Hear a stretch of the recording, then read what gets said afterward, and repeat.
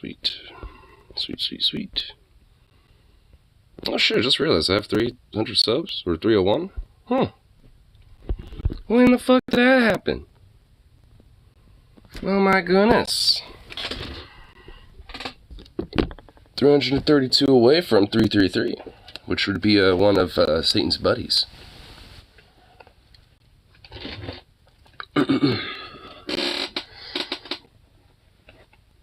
Alright, I'm just going to leave a structure in here. I don't know why I keep bringing it out when I have one already right here. Leah's meal.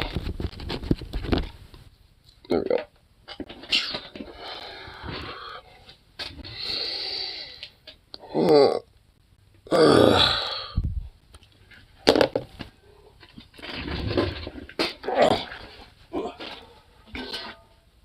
Hey, bud.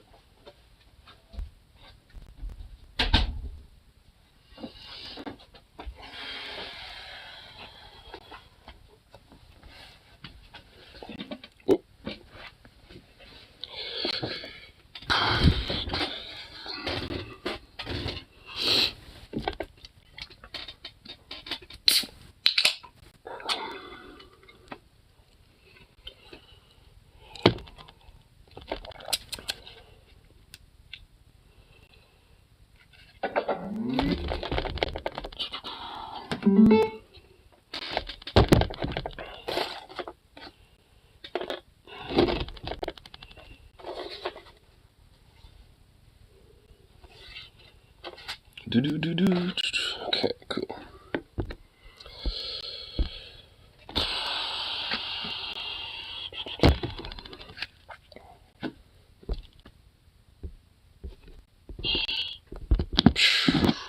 Okay. Get that one out there. There we go. Sweet. Sweet, sweet, sweet. Alright. Now for some tunage. At least for a little bit here.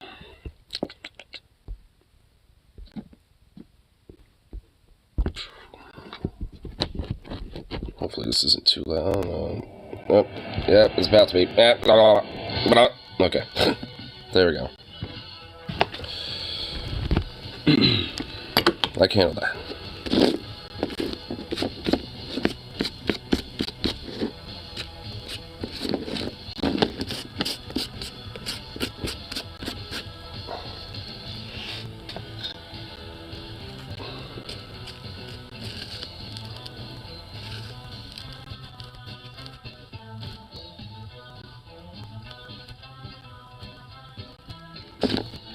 Go.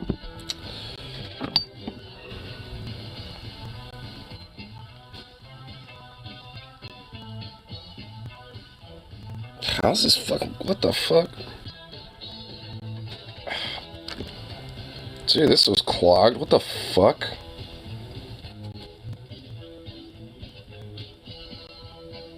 It's not even... Okay, whatever.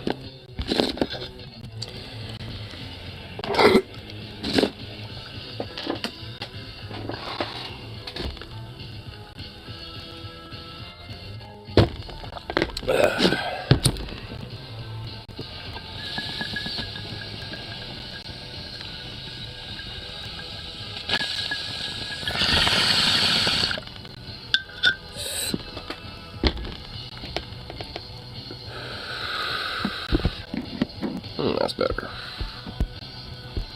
That feels nice. Here, oh.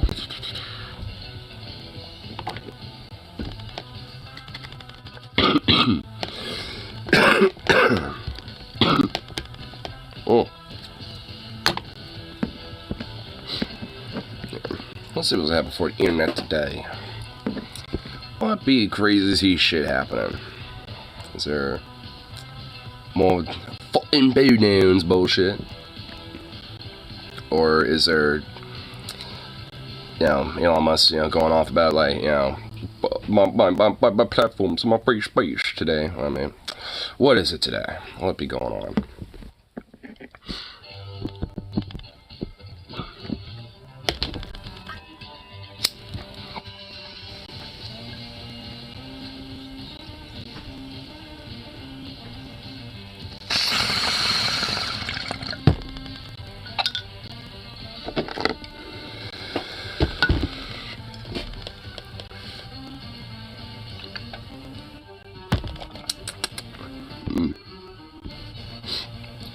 Good old delicious coffee.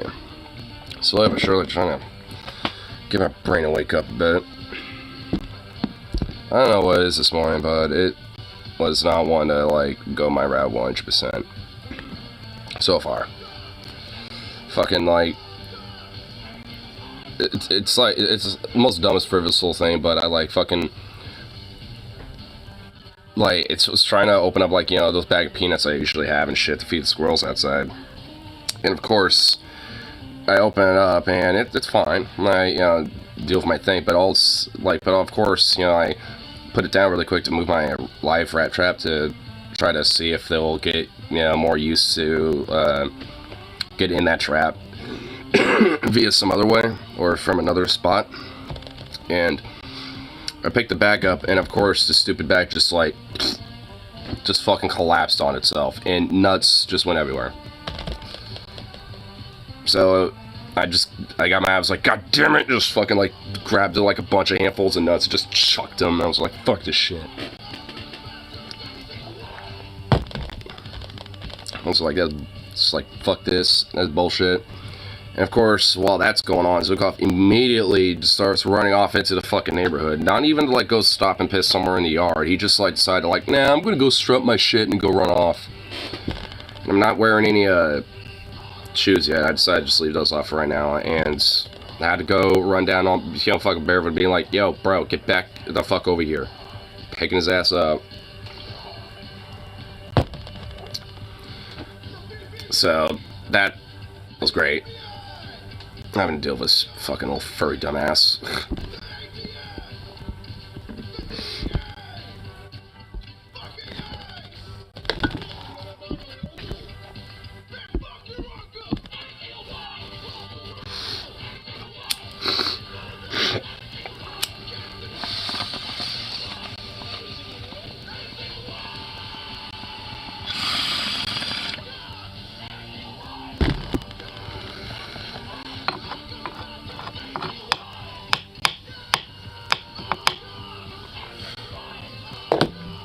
Now look at this and see what the fuck is up. A few clogging earlier.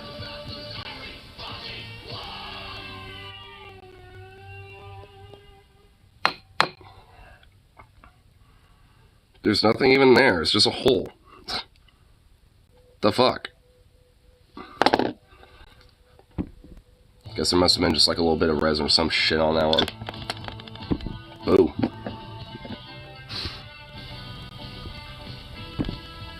Managed to talk the elf out of... Oh, yeah, that elf... Oh, what, from Baldur's Gate or whatever? That's it. Nice.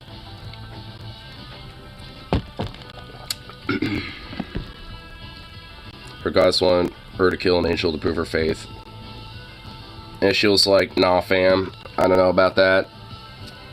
Fuck that shit.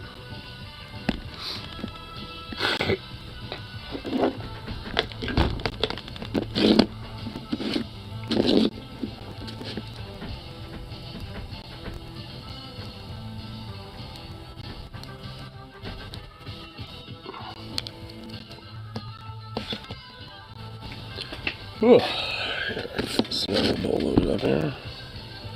Talked her out of killing an angel. It helps later in a boss fight.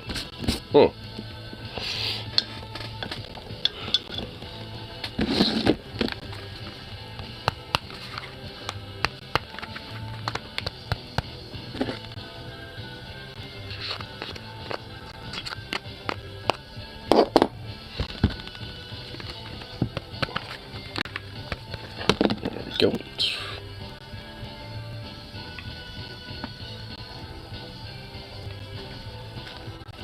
Ooh, nice. That felt good. Got a nice few little pops out. Feels nice. It feels nice. Made hamburger helper lasagna. That sounds good. Out of all the hamburger helpers, that wasn't my favorite personally, but it's a good one though.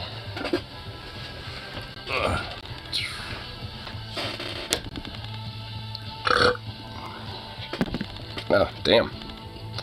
Coffee burp.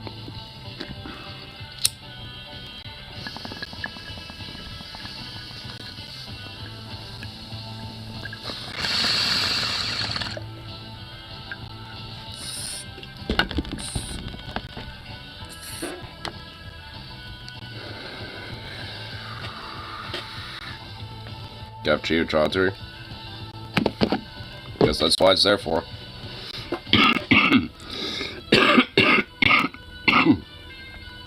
Fuck my nose, dude. Hold on, I'm getting paper towel.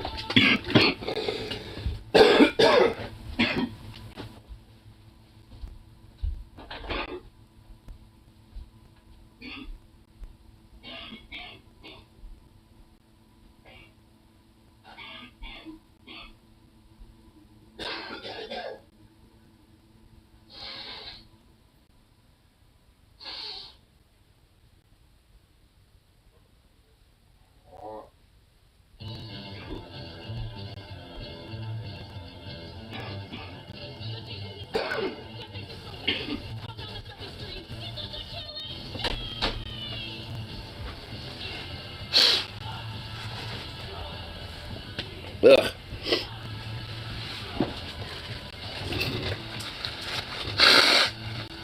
Fuck. Hold on. Oh.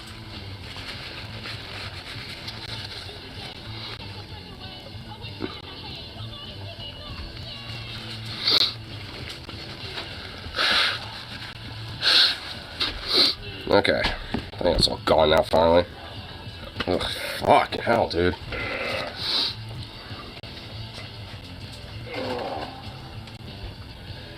Jeez.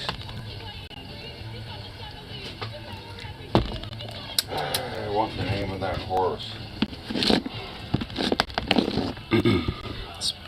Got badass pair of sword, rare swords that gave you Orc Roll. Spectre to dual wield with basic magic. Hey, come on, anyway. Let's go. You do realize I have nothing to talk about with this game, right? Like, there's no use to talk about because I have nothing to say. I'm just gonna put that right the fuck out there, because I just don't.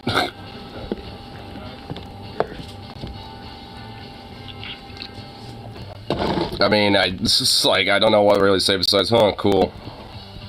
Because there's nothing else for me to say besides, huh, cool.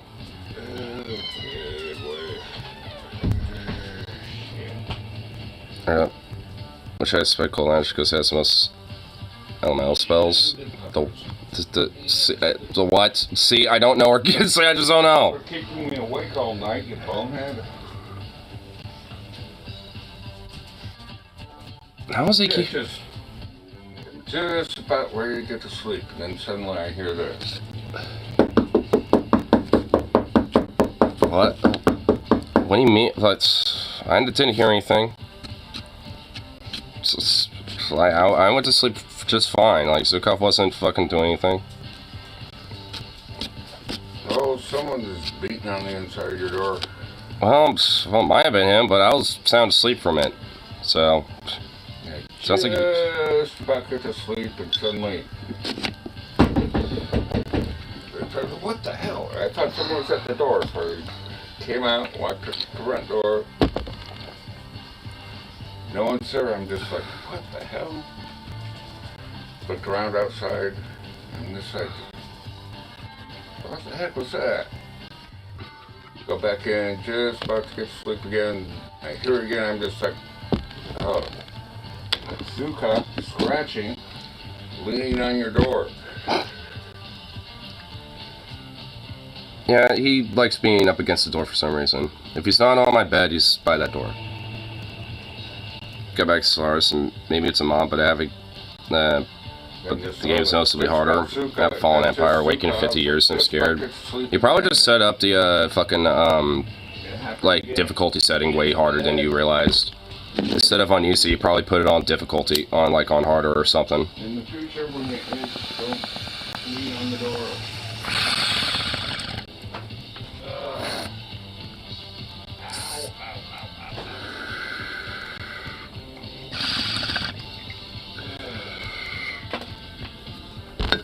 I mean, I actually did that once accidentally, and then I was wondering why, like, I could not, like, basically do fucking anything. And then I realized, I was like, what's the difficulty on this? And it went like, oh, it's like hard. So I went like, wait a minute, I thought I put this on at least easy mode. At least for me, I usually go between like easy or medium. I don't do very easy because that's just too easy. I mean, easy if it's like, get myself reoriented back in the game if I haven't played in a minute. But, once I kind of get good on that, then I go back to medium difficulty. I play Grand Ammo, makes the AI not push over. Yeah, at least for me, it's like whatever setting it is, that's kind of like the medium to somewhat easy difficulty. Like, I usually kind of go around there. Like I said, I don't do very easy because that's just too easy. I at least like a little bit of a challenge.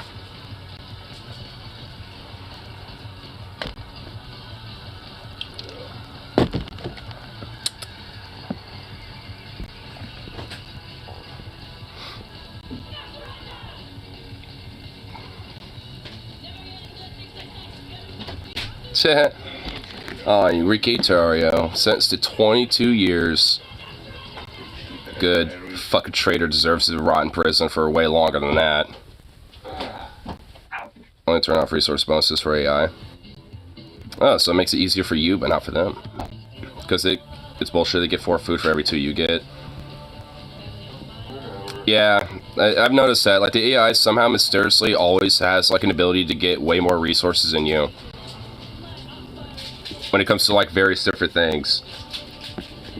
Like, they somehow have, like, a fuckload more energy or a fuckload more food, something like that. They don't normally, like, the AIs don't usually, like, have a fuckload in one way or the other. They usually have, like, a shitload of, surplus, gains on one thing. And then usually, like, a small little, like, at least decent steady increase on everything else. While, you get yourself and you got, like, negative, like, 8,000 energy income and, like, everything else is, like, barely breaking even and all this other shit. I mean, it's just like, bruh. And it's like, and the thing is, like, it's not like you're not managing anything properly. It's just that, like, somehow the AI or the game itself knows that, like, how to fuck you, basically. So that's what it does. It kind of fucks you a little bit. And it puts it as, like, a little bit of an extra challenge in a way.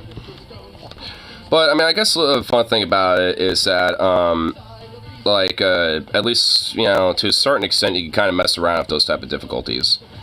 Make it kind of like your own custom difficulty.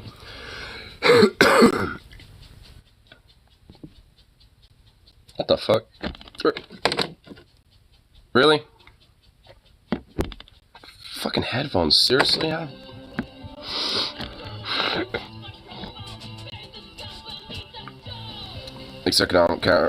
Secondary exerts military power. I mean, I would think that, like, economic power would probably be more important.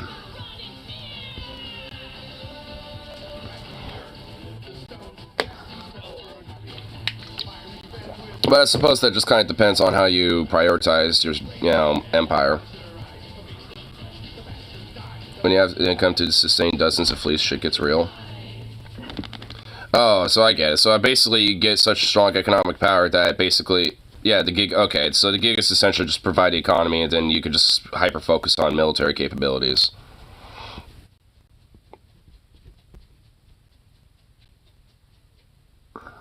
Here, there's a few things get uploaded today. So I should upload something from earlier. It's like oh god, a Bill Maher thing. Okay, I guess we'll check that out maybe later.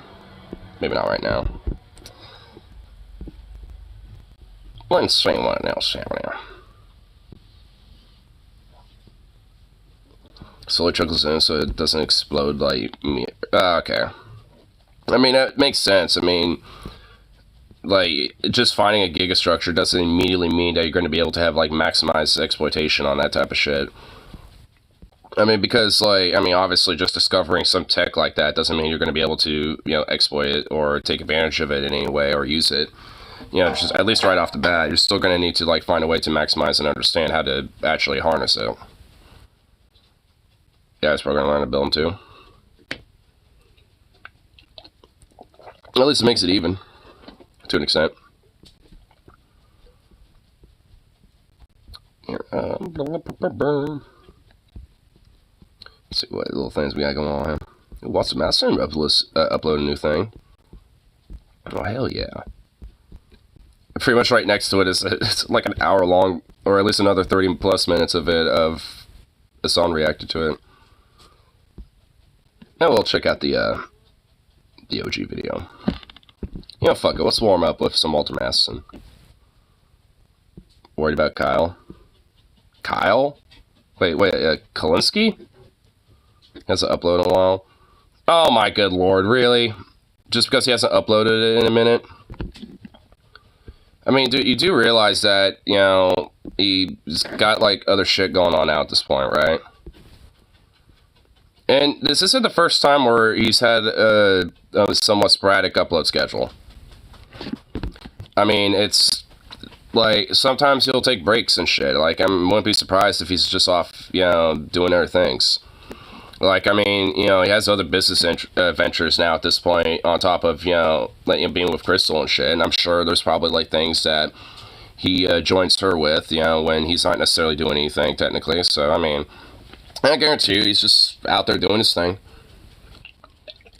I have a feeling that if something happened to him, like, at least Crystal will probably upload a video, you know what I mean? Be like, you know, to the channel, being like, hey, does he have a kid now? Yeah, he's a stepfather. Because Crystal already had kids. So, I think Crystal already had, like, 2 kids, you know, so I don't know if Kyle's planning on having any more, but yes, he now technically does have 2 children. Or at least a kid.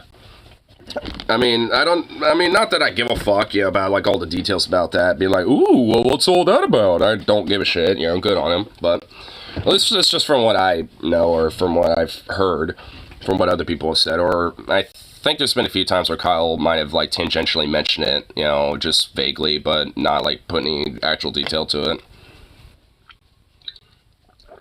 Something like that, I'd assume.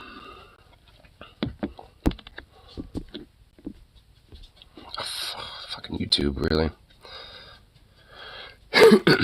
Watch it grow up to be a right-wing version of Kyle. I doubt it. Here, I gotta do this first really quick, hold on. Oh, wait, block. Block. There we go. Okay. I should fix that situation. Hey, bud, bro. Dude, Zukov, come here. Hey. Holy shit, I just swear to God, I've been hearing him doing that for like 5 minutes straight. Hey! Fucking hell, dude. Gonna just start holding on to you. Hey! I need to give him a bath. Are you fucking kidding me with these stupid goddamn headphones? Hey! Quit being, like, plugged in, you piece of shit. Yeah, thank you. Fuck. Police stations all over there. What? Come on. Really? Man, are we really having this issue right now?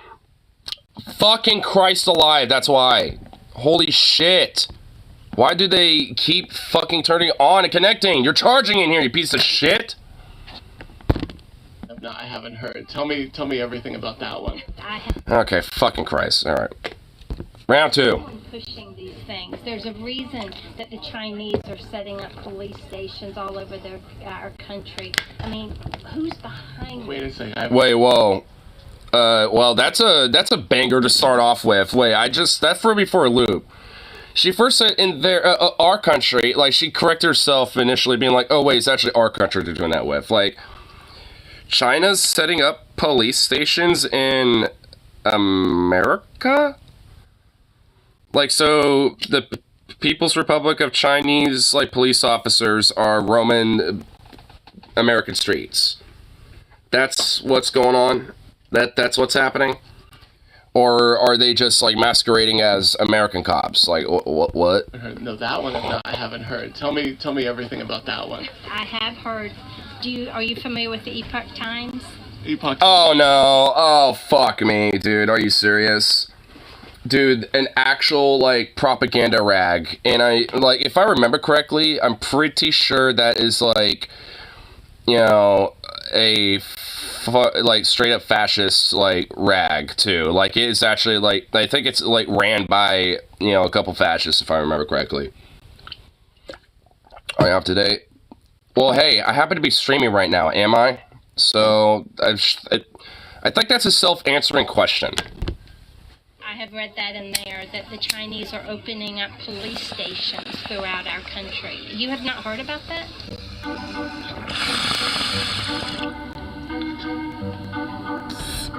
Hey, Forgiato. What's up, my dog? Again, you? Again. You got... Oh shit! No need to be snarky. Well, you know how I am in the mornings. And dude, these guys met before. I actually remember this guy from another video.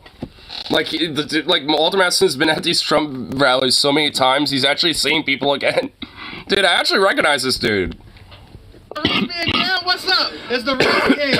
I love left media. Tell me why Trump is in it. Oh my god, this guy is actually aware of him. He's aware who he is, and he's actually cool with him. He's like, hey, I love this guy. This is left media I like. He's fun. You gonna change my words? What we gonna do? Trump's innocent, man. The reason why they pushing Trump so hard is because if Trump doesn't go to jail, they go to jail. They don't want him in this race. They want him off this ballot. He's the president of the United States, or a former president of the United States. He doesn't need to get a mugshot. He doesn't need to be handcuffed. All these indictments are backfiring. They're not gonna help him because... I just realized that he's using one of the AI-generated Trump mugshot photos. It's not even a real one. I like Donald Trump. I like Donald Trump. But at the end of the day, there's I could tell. who play 50-50 don't really know, and this shit here is making them say this is taking it way too far. Even you, my man, like you had to have more money when Trump was in. The economy's much better now, right? With Donald Trump. Economy's better. With Donald Trump. Then now, Donald Trump. I love how they make this point because a lot of the reason why the economy is in the situation it is, it's because of him, you dingbat. I mean, of course they're never going to know that, but whatever. Become who they are. Like you got to go undercover as someone who likes Donald Trump to get views. Not all of us can get an inheritance from dad. I know, from daddy, from Auto Trader, right? Yeah, which I love anybody to show me where I got any money from anybody in my family. Never received an inheritance. I don't know what. Well, Trump did. Like, not only that, but he actually like stole some from his other siblings too. Like, he's that much of a fuck. Like, he took a lot of fucking inheritance, my dude. And you're out here be like, oh yeah, I know, but you know, I never did. Well, guy you worship does. Could have got. But you know what? I got 6 Rolls Royces on my own. Supporting Donald Trump. I got brand new car. 6 Royces? Yeah, bullshit, bro. And even let's just grant that might be true. You are in so much fucking debt, it's not even funny. Tahoes, Trump trucks, billboards, money, because you know what? I get up every day and chase my dreams in this world that Donald Trump let us do that and fight for. Oh my god, dude, this guy is actually like this, like gung-ho about it, dude. Man, I mean, I'll grant this. I don't think this guy's gonna be so like militant to the point where he's gonna be like, you know, violent or anything. I just think he's just like sold on the sauce so much he wants to sell the sauce. You know what I mean? He just wants to be a salesman for the sauce. You know what I'm saying? Like, he just seems like that dude. I mean, he's very enthusiastic about it, you know, so I don't know. Definitely seems like a dumb. Oh my god. Holy shit. I didn't get a good look. What the hell's going on up there? What type of like demon cornrow shit you got going on up there, buddy? Like, what is your fucking, like, what is going on here? You got, like, this weird-ass, like, mustache-less thing. You got, what is going on? Joke about is your whole Born to Ride Donald Trump. Born to Ride 45, that's the gang. Yeah. That's the gang. We out here putting on for Trump. I like how he openly calls himself a gang. Like, putting on for Trump. Them people out here putting on for Trump. That's funny, though. It's funny. I don't think it's funny. It's so funny, dude. I don't think it's funny. Born to Ride Donald Trump. I don't think that's funny. Well, think about it, buddy. You were born to ride a Donald Trump. Think about it for a second, dude. Do you not realize how gay it sounds? He's trying to Riz me. This man got some Riz challenge. I know, but it's Riz challenge? Well, he didn't even have to challenge you. He succeeded just by being near you. It's come on. Let's go to the next one. No, but listen. Next one, next. If you What just got agreed that you were doing comedy, I'd be like, yo, I'm gonna bow to you as the king of comedy because that's It's the Born to funniest thing. Ride 445, not Born to Ride 45. Because the way it says. Born to Ride 45. Oh my god, wait, so now he's trying to clarify by adding the word with or for.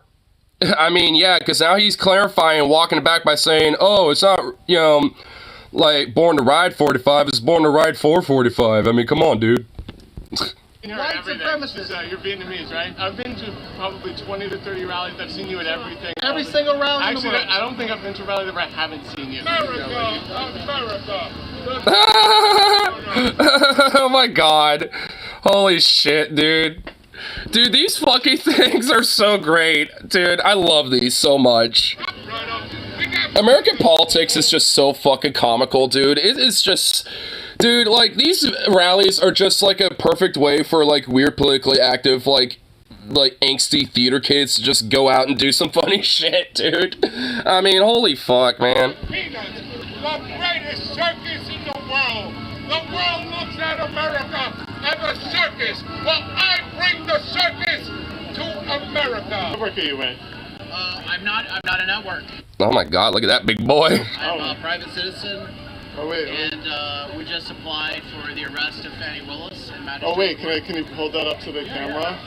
What? We're outside of the Fulton County Courthouse right now. I just came from the Magistrate Court of Fulton County, where we applied for the arrest of Fannie Willis. The indictment has 4 charges. There's 2 under the state law and 2 under the federal law. The 2 under the state So who's this Fannie Willis person? Am I missing something? law relate to the conduct of public officials, and they are violation of oath of office and unprofessional conduct by public officers and employees. And the 2 charges under the U.S. Code are conspiracy against rights and Okay, I think I'm... Wait, is Fannie Willis the judge or something? Okay, I think I might know who this... Alright, and they might actually be familiar, because honestly, like, I think this person's trying to say that, like, oh, because they're trying to, do 4 indictments at Trump, well, let me do 4 indictments against you, bitch. of rights under color of You okay there, buddy? Yeah, TJ, I am okay. You don't have to notify me about if I am or not. Fuck you, TJ. direct attack on Trump's ability to win the election in I guess we'll check that out after we watch this. 2024, and so those are violations against your oath of office. I actually have been a candidate for office. I like how you two are debating RPGs over here. I've been reading that, by the way. Which, honestly, like, I'll put this out here right now, just because I know Venom's gonna really ask me a lot. Like, I mean, I do think, actually, it is broad, I do agree. Like, to me, I think it's more of a set, like, criteria. I think there needs to at least be a large element of it being open world, a large element of having choice, and an ability to, to at least have some sort of a, ability to have character customization that, can be built up, not just from, start, but also throughout the game. Like, I think it, has to have, some kind of set criteria, and as long as it hits those metrics in some way, or at least most of those metrics, I think it can qualify for that, and a lot of games that are RPGs don't necessarily meet all those criterias. Nails the choice in character custom. Yeah, and I also will argue Baldur's Gate 3 is certainly an RPG, in my opinion. Like, everything about that, this type of open world, like Baldur's Gate, or like Fallout or something, falls short in open world sense, sure. I mean, it doesn't necessarily have to have, all of them, strictly. I mean, if it kind of lacks on, maybe, an open world element of things, but it hits pretty much everything else when it comes to being an RPG, then I'd still technically call that an RPG. I mean, maybe not as, to the fullest definition of it, but I would say it fits the criteria enough. So basically, character choice and customization ability, decision and choice, that can affect the entire world itself outside of just, personal character. At least some element of open world sense, and, what was that other point that I made? And basically, like, you know, at least having a very in-depth, like, you know, multiple, like, ending / multiple choice, you know, type of, like, outcome that can happen with, you know, most or as many or all, like, interactions that you may have in that world. Our story goes on, but things in the past might help it. Still, story is fine, but kind of like New Vegas in this ability to do your own thing. Yeah. So, you know, that's kind of what I would consider something that would be like an RPG. I mean, you know, games like, you know, GTA, I would argue, could be kind of considered that to an extent as well. I mean, you know, like Red Dead, you know, is another one I think could qualify for it. I mean, you know, because it hits all the marks, even though it doesn't necessarily have to just be that itself. You know, like, because you could technically do whatever the fuck you want and, like, roleplay as just, you know, random cowboy guy or whatever the fuck if you really wanted to. You know, just, like, progress, you know, far enough to a game where you know, basically kind of, like, peek out and just, like, chill there for a while and just, like, do whatever the fuck you want. Because you could do that. I mean, hell, at the very end of the game, it's pretty much set to be like that.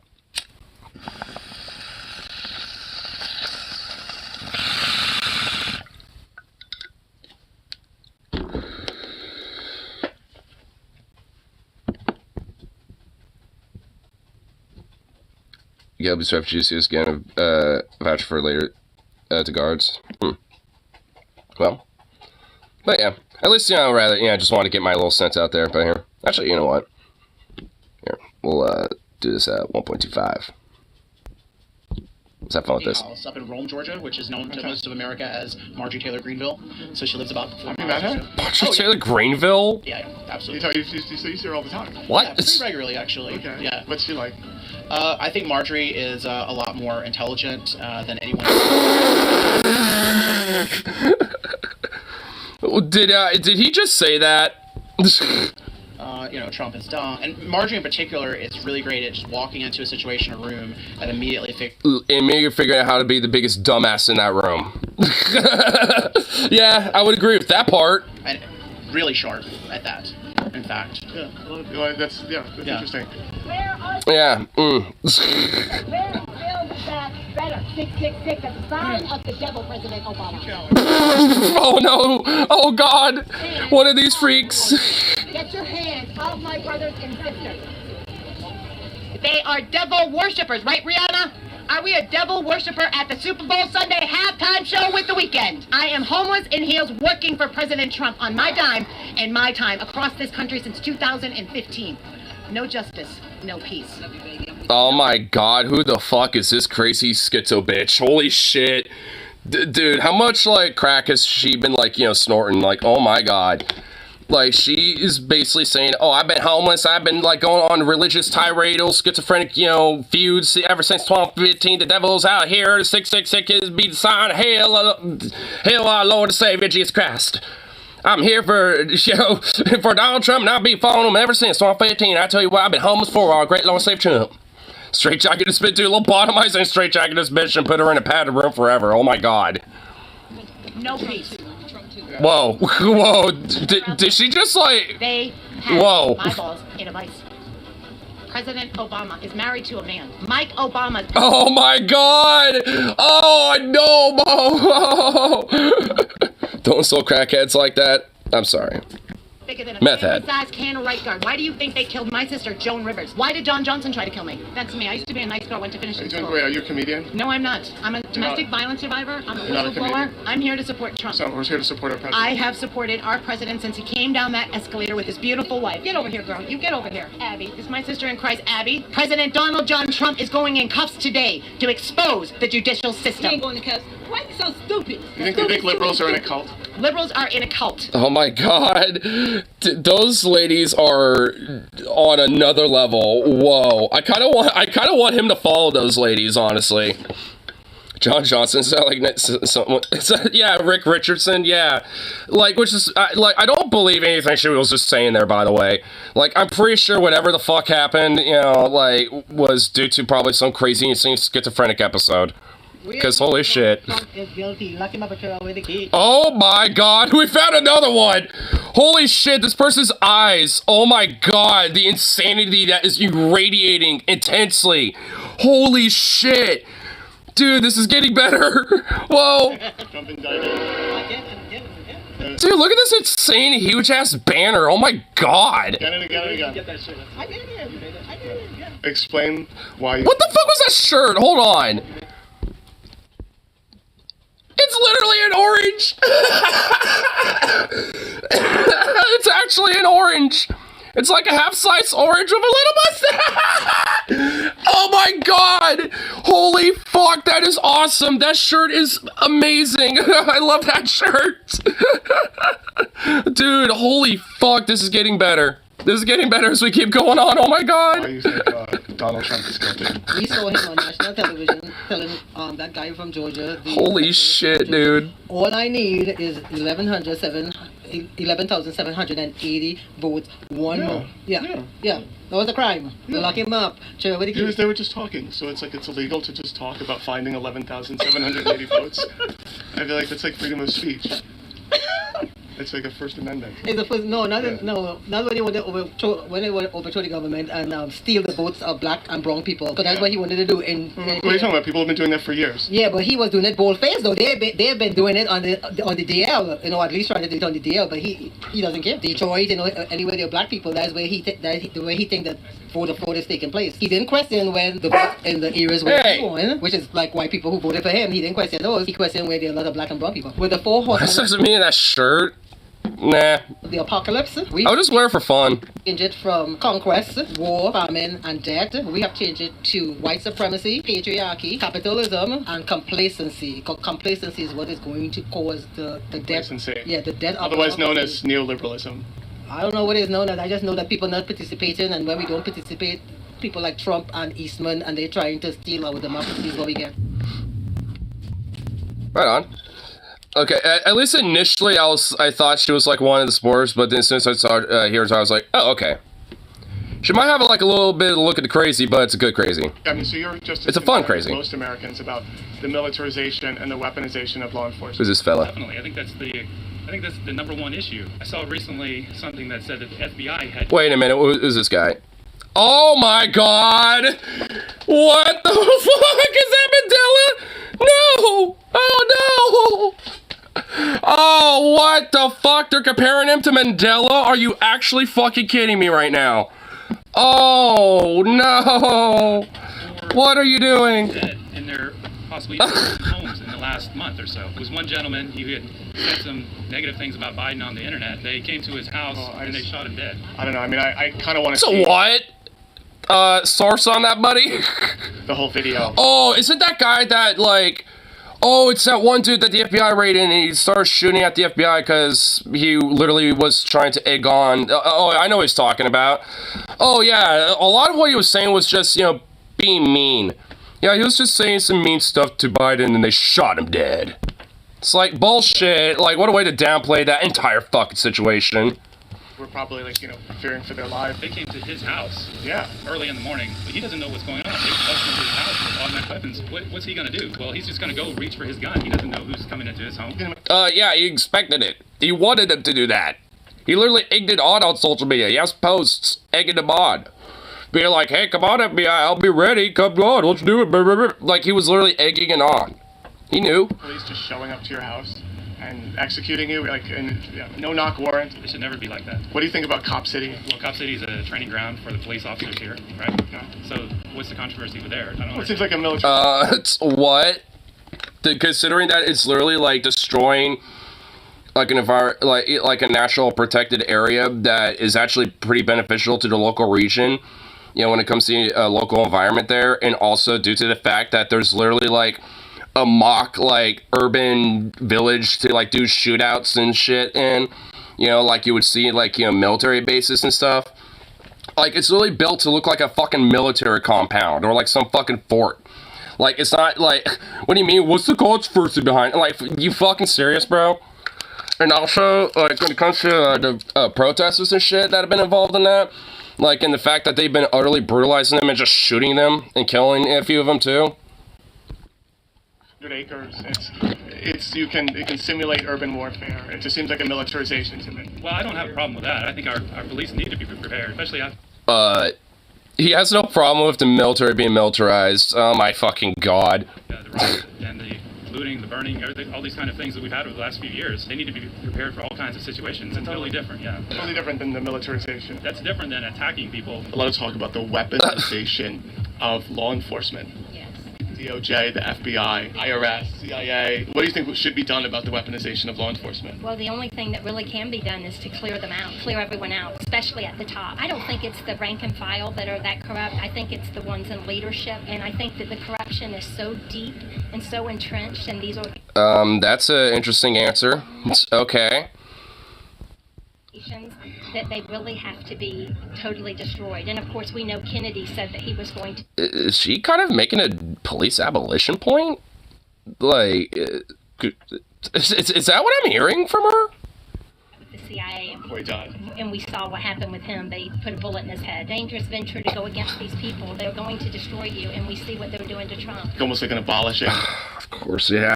Of course, I already knew that was going to come in. I was wondering where this weird anti-cop point she was making was going to tie into that, and there it is. I knew she was going to tie it to that eventually. Because it's like, in a vacuum, I actually wouldn't necessarily completely disagree outside of the rank and file, like, the beat cops. I think she's trying to give a benefit of the doubt because, she's a chud. But, I mean, I wouldn't, but... I mean, besides that little part of the answer, I mean, I don't really disagree, actually. But she's just tying it into, the fact that the judicial system and the law enforcement is, as a national apparatus, is, going after Trump, and that's why she's making her point. It's not because of the genuine systemic corruption that's been rooted into policing for, that's been oppressive towards, minorities and impoverished people, from day in, day out. Destroy and rebuild these institutions because their foundation is just too rotten. I sound like a liberal when I talk like this, when I talk about this, because they talk about abolishing these institutions and because it's like they're basically saying you can't reform these institutions, they're just so corrupt, you need to destroy and rebuild. I think that we're far past conservative and liberal. I mean, those are the labels they want to put on us to divide us, but the truth is we're far past that at this point. We're far past Republican. Well, hey, ma'am, you continue to play into it, though. Because you think, the whole game itself, which is basically the far left now at this rate, and, true American patriots, whatever the fuck, I mean, it's all a thing that you fucking, believe in. It's you might not necessarily believe in the traditional labels, but you still use labels. Liberal, we're way past that. We're down to evil versus good at this point. You actually have a good point about this. Should we, as conservatives, start marching with these progressives that are, marching and protesting against the police? Like Cop City, great example. Is that like a weaponization of law enforcement? Cop City. I'm not familiar with Cop City. In Atlanta, they're building a military facility. It's 100 acres, millions of taxpayer dollars, and it's like it's militarizing. I find it interesting that they are agreeing with him with this whole, reach across the aisle on a issue about being critical of police. I kind of find it curious that there are at least a few of them that are willing to actually, open up to that idea. I find that honestly kind of interesting. I mean, because I always say that at least when it comes to labor or working class issues and stuff like that, that's a really big bridge that I think can be possible with, I think a lot of ignorant, type of people and shit that might fall into stuff like this. But I didn't really think that cops would also be one that would also potentially be that too. I find it genuinely interesting that these ladies are actually willing to be yeah, I would be okay marching with progressives on this issue, blah, blah, blah, because that means that they're willing to be open-minded in a weird way. I mean, and I actually think that's good in a way. I think these, ladies are actually kind of malleable and potentially, redeemable in a way, if you know what I mean? I mean, I still feel like they're going to be conservative dorks, and obviously, Christian weirdos and shit, but I feel like, they could be at least, redeemable, you know what I mean? And it's kind of interesting to hear this, like interesting, like very like anti-police like perspective from them. And at least be willing to maybe consider like the more progressive side of like, you know, policing and shit, considering that there is a commonality on that, and at least recognizing that. I find that generally really interesting. But yeah, let's look at some avocado toast. Ooh, that looks like garlic toast almost. Looks pretty good. I like it.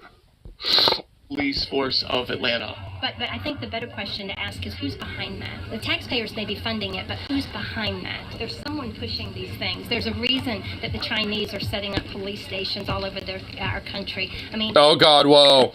Oh, wait, this is at the very beginning. Oh, this is right at the beginning. Oh, shit, I forgot. Like, the first 10 seconds was this lady. She was the one that was saying the Chinese are setting up police stations that are... Oh, shit. Not toast, loaf. Entire thing of it. Oh, it's an entire thing of it. Who's behind Wait a second, I haven't heard. No, that one I haven't heard. Tell me everything about that one. I have heard. Are you familiar with the Epoch Times? Epoch Times. Oh my God. Okay, yeah, Epoch Times lady. I've read that in there, that the Chinese are opening up police stations throughout our country. You have not heard about that? I didn't know that the Chinese Communist Party was setting up police stations throughout the United States. Yes, and they're also funding our colleges and universities. Oh no! Oh no! Come on, you know, you were winning me over there for a second, lady, and then you had to do this shit. Oh my God. Man, you know, it's like this is what gets kind of like frustrating sometimes about these type of people. It's like, I mean, you know, it's like on one hand, it's like you could kind of catch them having a moment of like damn near clarity of like, oh shit, like, hey, an issue that we can actually agree with. And then like, then once they kind of like started getting into details of what is causing all this shit or whatever the fuck, which really, I don't, like, regardless of how that, you know, who's doing that, I mean, the fact that it is a thing is a problem. So it's like addressing the thing is, you know, still good. Like, regardless of what's causing it. Either way, it's just like, I mean, it's like, as soon as they start, you know, trying to, like, you know, pin the dots or whatever, that's when they just start going into cuckoo walla land. You do know about that, right? Anything for sure. But it's been farther than that. I mean, they are everywhere in this country. See, this is so you're saying, like, if you look further into Cop City, you'll find that this is a CCP plot. Yeah, but I'm saying, you're not saying an absolute. You're saying it's, you know, if they're setting up. Question to ask. Yeah. Who is behind this? What is the impetus behind it? It was just training, and then it was all... Man, like, sometimes it's simpler than you think, ladies. Like, it's not the Chinese that are doing that, which I just find so funny. It's, like, it's the fucking GOP. It's the fucking, like, you know, the police unions. It's the prison industrial complex. It's these for-profit prisons. They're the ones who are behind that shit. It's not, like, as complicated as you think it is. It's actually kind of simple. People that were trying to tear it down, all the homeless people that were living in there. Are we talking about the same thing? I don't mind our police being trained well, though. I don't have a problem with that. Again, you do always have to... I mean, I would hope they are. At least when it comes to, like, de-escalation tactics and actually, like, serving their community and shit. Which they never do, so... I always do that. You always have to ask, who is behind this? What's the impetus behind this? I just think that's a wise question to ask. A lot of us obviously are upset about law enforcement. Sure, and in fact, I'm actually a defendant in another weaponization of law enforcement case in Georgia. Oh my God, man. Like, just because Trump has been indicted, now all of them are just like, oh, we're critical of law now. Law enforcement, all that stuff. Yeah, actually, maybe we should, like, you know, reform that a little bit or change the system and blah, blah, blah. Man, I hate it, like, it's literally because of this shit. It was when they start, you know, being critical of stuff like this. Like, oh my fucking God. It's like, come on. Case up in Rome, which involves the police of Rome suppressing and arresting protesters at the Trans Queer Pride for Kids event. This case is particularly important and close to me. Wait. What? Did he say he was a defendant for those Wait, what? Hold on. I want to hear him out. Enforcement case in Georgia, which is the Rome 4 case up in Rome, which involves the police of Rome suppressing and arresting protesters at the Trans Queer Pride for Kids event. This case is particularly important and close to me as someone who has been a victim of the politicization of law enforcement. Yeah. You know, I've seen pictures. 100-acre training facility. Right. Oh, okay, I don't know any details about what he's talking about, but does he mean like like protesters for trans rights or against them. Like he was vague with it. Like I mean, because if he was saying, oh, I'm a defendant for some of the people who are trying to like protest for trans rights and they got arrested by the cops, then I'd be like, okay, all right. It doesn't seem like it, at least when it comes to those issues, he gives a fuck about that, so that's at least okay. But, but I don't know if he actually means that, though. I don't know if he's saying that, or if there were, like, anti-trans protesters showing up. I mean, he was kind of vague with it, so... But, I mean, I don't know. Depending on, like, the particulars of that, I'd be kind of... it'd be kind of interesting to... If it was, like, pro-trans protesters or something like that, I'd actually be kind of like, okay... threw me for a loop with that one. But if it's not, then I really wouldn't be shocked. Like militarization. The militarization of law enforcement, I think, is a valid concern, and it's actually something that you actually hear from both more the libertarian right as well as people on the left. That's actually true. So it's something that actually... actually, he's not wrong about that.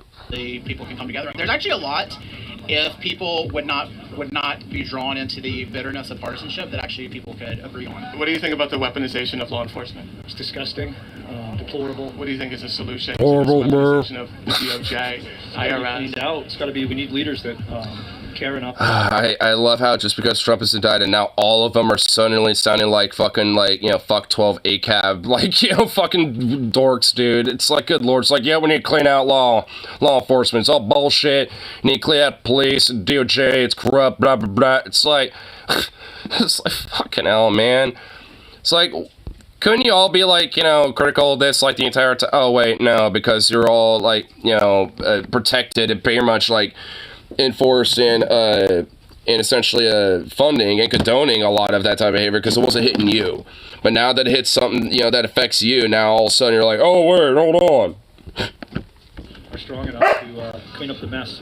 What about Cop City? I don't know much about Cop City. 100 acres. Oh, where all the Antifas were assaulting the cops? Oh my god. That's right. I like how when he mentions Cop City, they're like, wait, what? And then he starts explaining it, and then he's just like, oh, hey, like, this dude over here, it's just a bunch of Antifas assaulting people and shit. Is that in line with militarization and weaponization of law enforcement? The protest to it, or Cop City itself? The Cop City itself. I think they need a training ground to train the cops. That's my understanding. Fuck you. How about that, you dumb fucking... Chud. There has been, Fulton County Jail is being sued. They let a mentally challenged man die, and he died from bed bugs. And his cell was completely filthy. Fecal matter, broken glass, and this jail right here. So that's why they wanted to do it here at this. I mean, honestly, I know exactly what she's talking about. They would love to see Donald Trump, and it's nasty, and it's famous all over America for being a very vicious jail to be in, a nasty jail. One of the people in the Republican debates, Vivek Ramaswamy, he's talking about how we should raise... I kind of love how she is generally so close to the point when it comes to, like, this whole, problem with, like, prisons and how, like, horrible the conditions are and shit, and... She's just like, oh, but, this, like, they just are, like, doing this so they can see him in those conditions and blah, blah, blah, blah, blah. It's like, you could be advocating for better, conditions for prisons, just in general, but, you're only advocating it because, like, oh, you think the left is, wanting, these horrible conditions in this prison specifically, so Trump could be in it. To 24. Which is insanely bullshit. I mean, well, maybe to an extent. Like, I'm sure there are some lefties that are like, yeah, let that prison be shit so Trump can, like, hang out in nothing but, like, muck and shit. Like, I'm sure there's probably a few of them. But it's like, that doesn't mean that everyone else who's in prison and there should suffer because of that. So it's like, I mean, it's not exactly jiving with that, myself personally. Voters pass civics test. Yes, I would agree with that. So you think 24 is an appropriate age to start voting? I would think so. Oh, fuck. Oh, no. Oh, great. Hey, old lady, fuck you. How about that? Are you scared that young people hate every fucking idea that you stand for and shit and would, like, love to essentially, like, have political power to remove that? So, yeah. I think 18 is fine. I do like the civics test. Okay, well, oh, God. Well, at least you got one part right. Yeah, 18's fine, whatever. But civics test, yes. There should be prerequisites before you vote. Huh? Hey. What the fuck? Hey, Bluetooth. Oi, buddy. Are you serious? Okay, well, fuck you too. Hold on, give me a second. Piece of fucking shit. Error. Ignore error. Like the civics test, I don't know if I would necessarily make it a requirement. There's elected officials that have never taken a civics. Okay, well, I guess he said he doesn't want to make it a requirement. He just kind of likes the idea. So wait, you like the idea, but you don't want it to be a requirement? So which is it? Do you like it and want it to be a requirement, or do you not care about it? Like... Hard to believe. Even as members of the United States Senate, they've never taken a class in civics. Congress. United States Congress. Interesting idea. I don't think it'll ever pass, but it's an interesting idea. I mean, I support Vivek. I met him. Great guy. Oh, wait. Joseph Stalin? That doesn't even work, man. Came over, shook his hand, talked to him for 10 minutes. Great guy. I'm good with the civics test, but no. If you can go to war at 18, you should be able to vote at 18. I agree, but I do think a civics test might be a good idea. I think everybody should have to take civics tests. And especially immigrants coming here should have to take a couple of classes, for sure. You guys heard of Vivek Ramaswamy? I love how all of them are just like, oh yes, civics tests, everybody. It's just like, I mean, it's like, how much do you want to bet none of these people would be able to pass one if they actually took one? Like, I mean, maybe a few of them, but not all of them. In fact, I would really genuinely argue that a majority of these people would not pass one. And yet they want to advocate for one. It's like, good fucking lord, dude. And honestly, I'd argue that probably generally, like, a good majority of Americans probably wouldn't anyway. Like, just regardless of what, like, side of the aisle or whatever fucking background there are. Like, I mean, because this idea that, like, there's, like, this whole, like, requirements, when it comes to, like, being a citizen of the country is just fucking dumb. Like, it's just stupid. Like, I mean, the only thing as far as I can give a shit is like, hey, were you born and raised here or are you a citizen here? Cool, pay some taxes, there you go. That's about as far as this fucking goes as far as I give a shit. Because then those can, be, repurposed into things that, benefit us. Like, things like healthcare, infrastructure, stuff like that, public works, blah, blah, blah. Basic societal contract shit. So it's like, beyond that type of stuff, who gives a fuck? It's like, I mean, goddamn. I mean, there shouldn't have to be, like, some civic test bullshit as far as I'm concerned. Just like if you're, citizen here, have a residency or whatever the fuck, then go for it. God, and at the top of this nation, just like Obama was a closet homosexual. Whoa, I don't know if I heard that one before, a closet homosexual. God worshiper running our nation, bottom line. He's a Hindu. Whoa, that's a new one. Obama's a Hindu? I always thought he was a Muslim Kenyan. Wait, is there like an other conspiracy that is not as well known about him that is like, okay. I don't. Oh, okay. No, I don't. Oh, he's talking about Vivek, about that one. Oh, okay, I'm No, sorry. he don't like Israel. He just went to Wikipedia, and there may be criminal charges against him. He paid to have things removed the day before he announced his presidency. One of the main things he had removed was his Hindu faith. But number two, that he was best friends with the creator of the mRNA vaccine and called that man his mentor. All that's now gone. Because he made his money in pharma, in big pharma. Yeah, dude, he worked in a farm. Dude, he started up a pharmaceutical company where he sold like drugs that didn't, pretty much like make the cut, basically, when it came to, like trials and shit like that. Like, or something like that. Like, the fucking dork ball literally was just like selling third grade fucking pharmaceuticals and shit.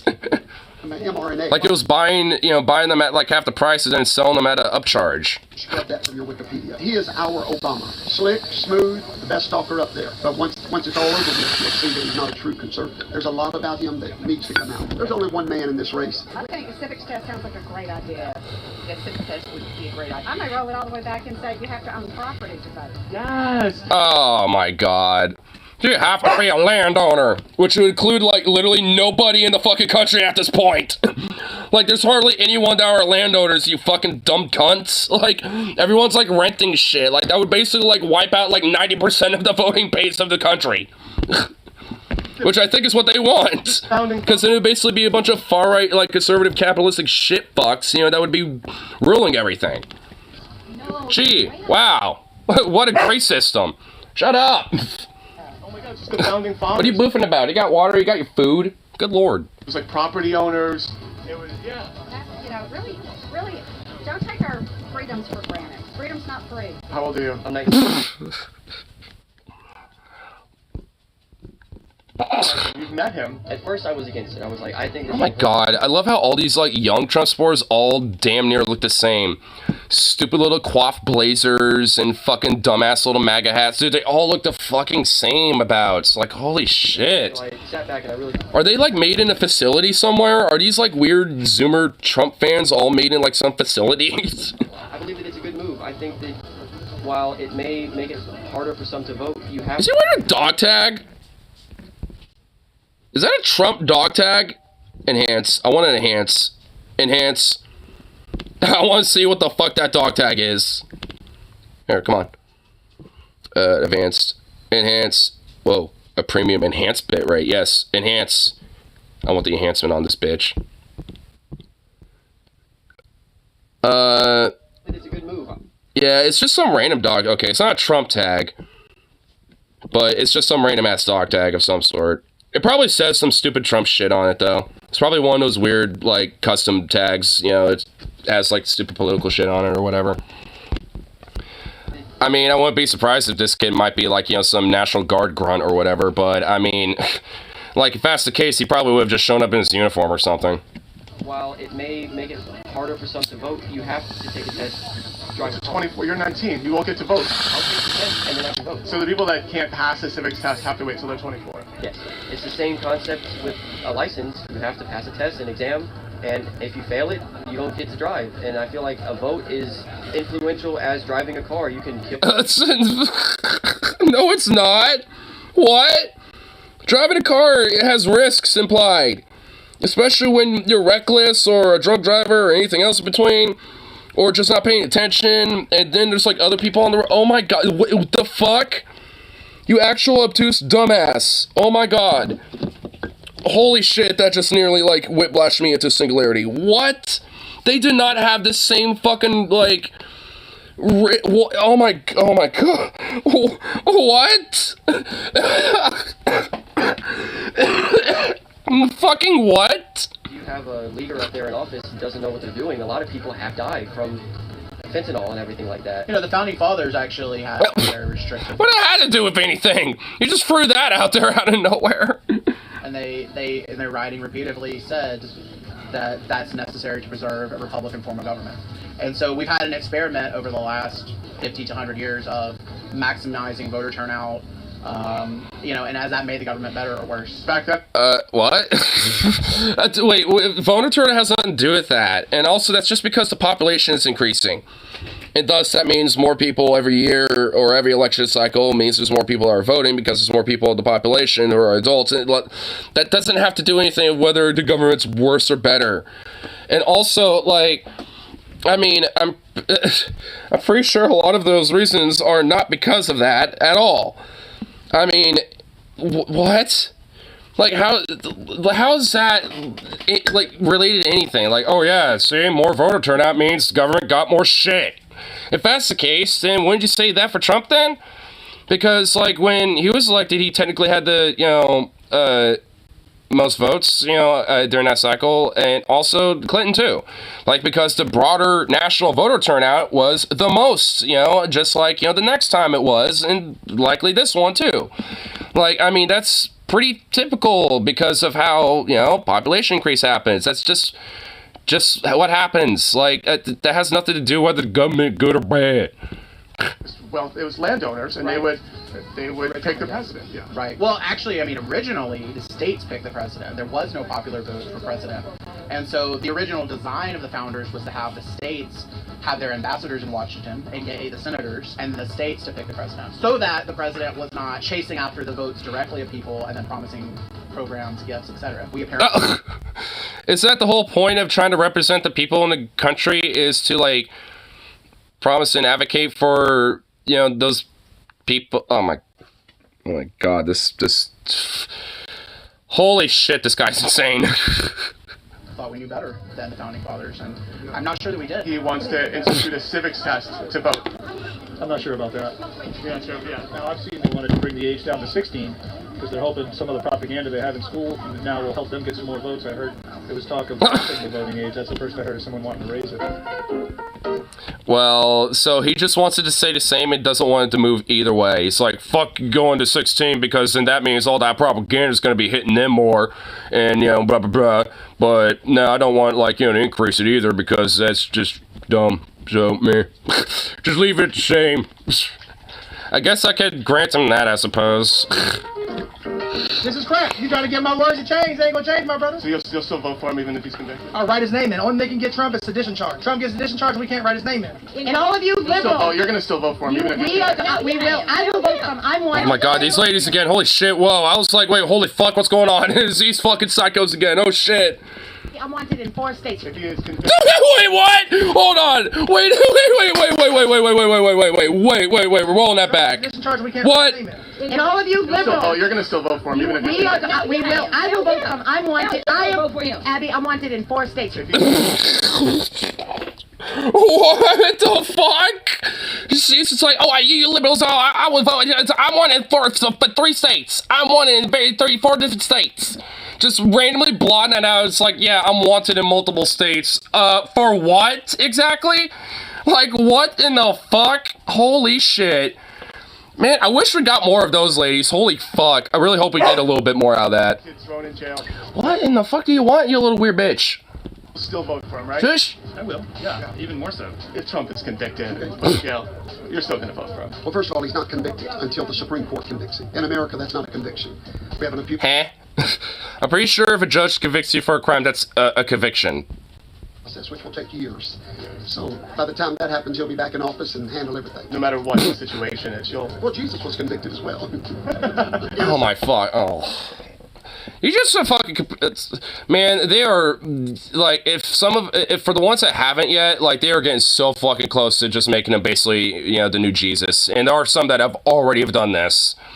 Like it's basically at the point where it's just like they're going to, you know, like there's just gonna be more and more of them that are just gonna be doing that. And this guy is just this fucking close. You know, just start doing that. Like, oh fuck, God, dude. So just a conviction means nothing to us at all. No matter what, of course. They're trying to accuse Trump of insurrection, sending fake electors to Michigan, Arizona, 5 other states. Because the Constitution demands it. Mishandling documents, stealing secret documents. You mean he had it the in his garage? Georgia's RICO law. They went after Trump University. Oh yeah, they all loved him until they found out he loved America. They don't love America. They What? Their power. They love their system, their structure, their... Nixon was a good boy because Nixon went home and shut up. If Donald Trump would have been a good boy, he wouldn't be here today. It's just the same thing that they did to Richard Nixon. Yep. Famous for being innocent. But Yeah, the reason why he stepped down and everything was because he was about to get indicted and impeached and fucking have, like, he would have had, like, that's kind of the whole reason why, you know, Watergate was oh my fucking god. These fucking people, dudes. They admitted that the only reason Nixon did not get prosecuted after the fact because he wasn't running. He went home. Well, because who was it? Gerald Ford, I think. I'm pretty sure. Yeah, I'm pretty sure it was Gerald Ford. Like, because he parted his ass. He was like, nah, you know, you're all good. Just, you know, retire. Like, I mean, it was a whole, like, you know, backroom deal thing. Like, you know, greasing palms and shit. Like, I mean, holy fuck. I mean, it was basically like pressuring him to either step down and get replaced or, you know, face criminal charges and shit. That was basically the pressure, and he decided to, you know, obviously shut up and go home. Like, I mean, it was a whole backroom deal, you dumb fuck. I mean, it wasn't like, you know, oh my god. Well, I guess he ain't technically wrong, but, Donald Trump loved America too much to shut up. You're still gonna vote for him. No, never mind. Oh my god. He's the Republican nominee. Yes, sir. I will definitely vote for it. Now, I will vote for him even if he is convicted. Oh, yeah, absolutely. I will do a write-in. You're still going to vote for Trump even if he is convicted. Of course, that actually makes me... I'm noticing that all these fuckers are just like, yeah, not only would I would do so even more. I would do it even more so. I'd be more, you know, convicted to, well, convict, or like to vote on a convicted criminal. Well, I'll vote harder if they continue to throw more indictments at him. Go for it. Trump is an innocent man, and he will win again.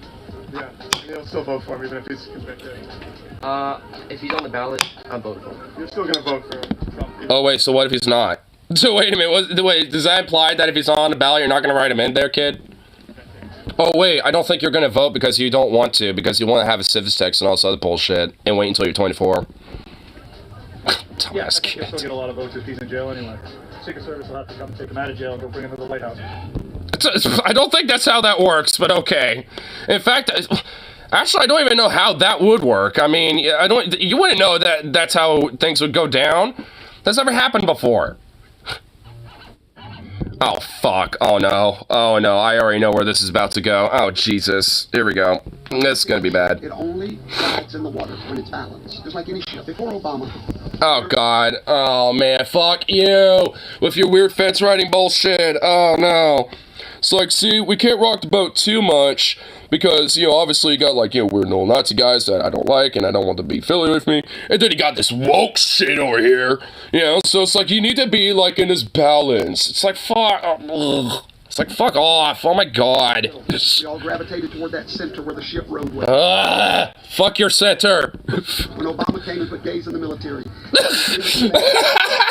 Obama putting those goddamn gays in the military. Does he know that, like, gays have been in the military for way longer than, like, Obama has been, like, around? Like, does he know that there's, like, gay soldiers even in the, like, Civil War and the Revolutionary War? Like, they've always been there, dude. They've always existed. You're talking about indoctrination. Sure. You know, there's a lot of indoctrination going on. I've said President Trump needs to change the slogan to MEGA, not MAC. Make education great again. Oh, mega. Oh my God, Jesus Christ. These people are just so cliche with their stupid, weird little, like, acronyms, with their weird ass fucking, like, stupid little phrases and shit. Oh my God, these people are way too fucking, like, typical, man. I mean, I guess there's, like, you know, a few little differentiations, but oh my God, bro. Holy fuck. Department of Education. Absolutely.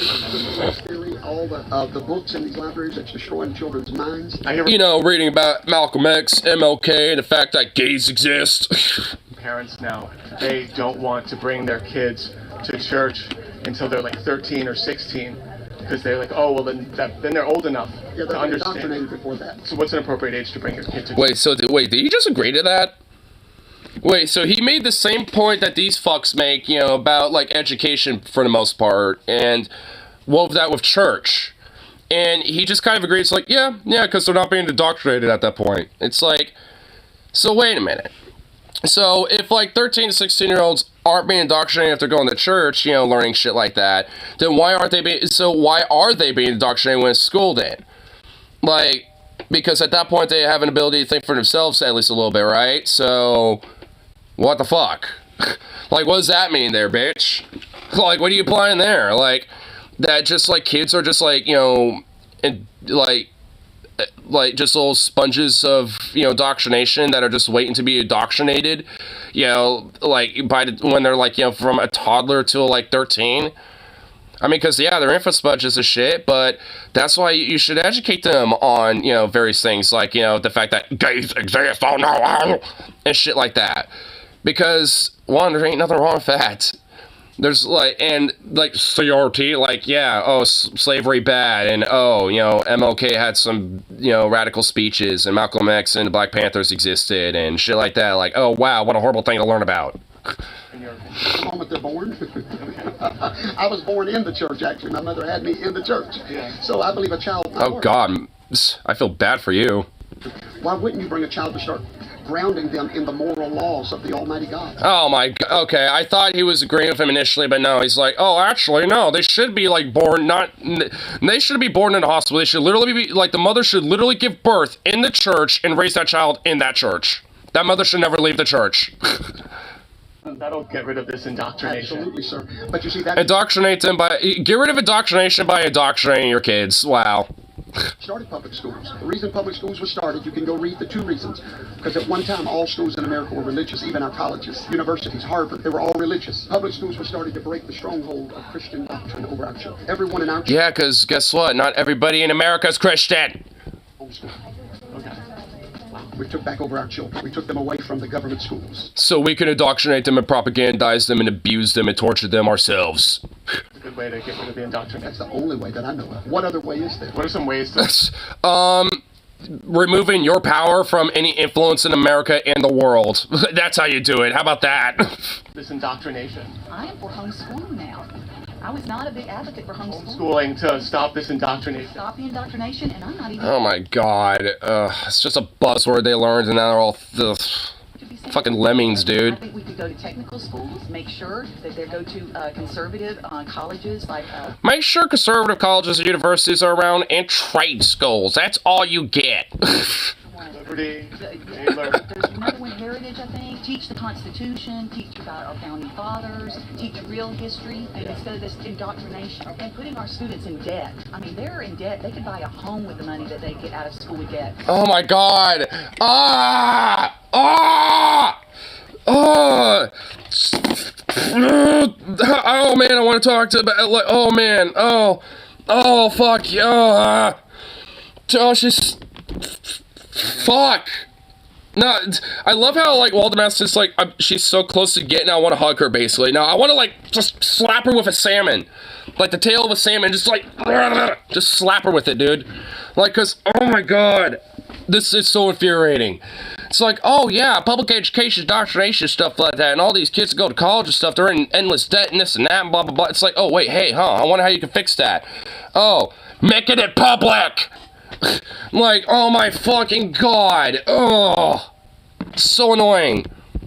If they get really good jobs, their debt to income earned will not let them buy a house. So you're saying that we should make college free for all, or lower the cost of college? I don't know what the answer is. I used to think it was... Did he just give you the answer? Oh my god. Okay, oh my god.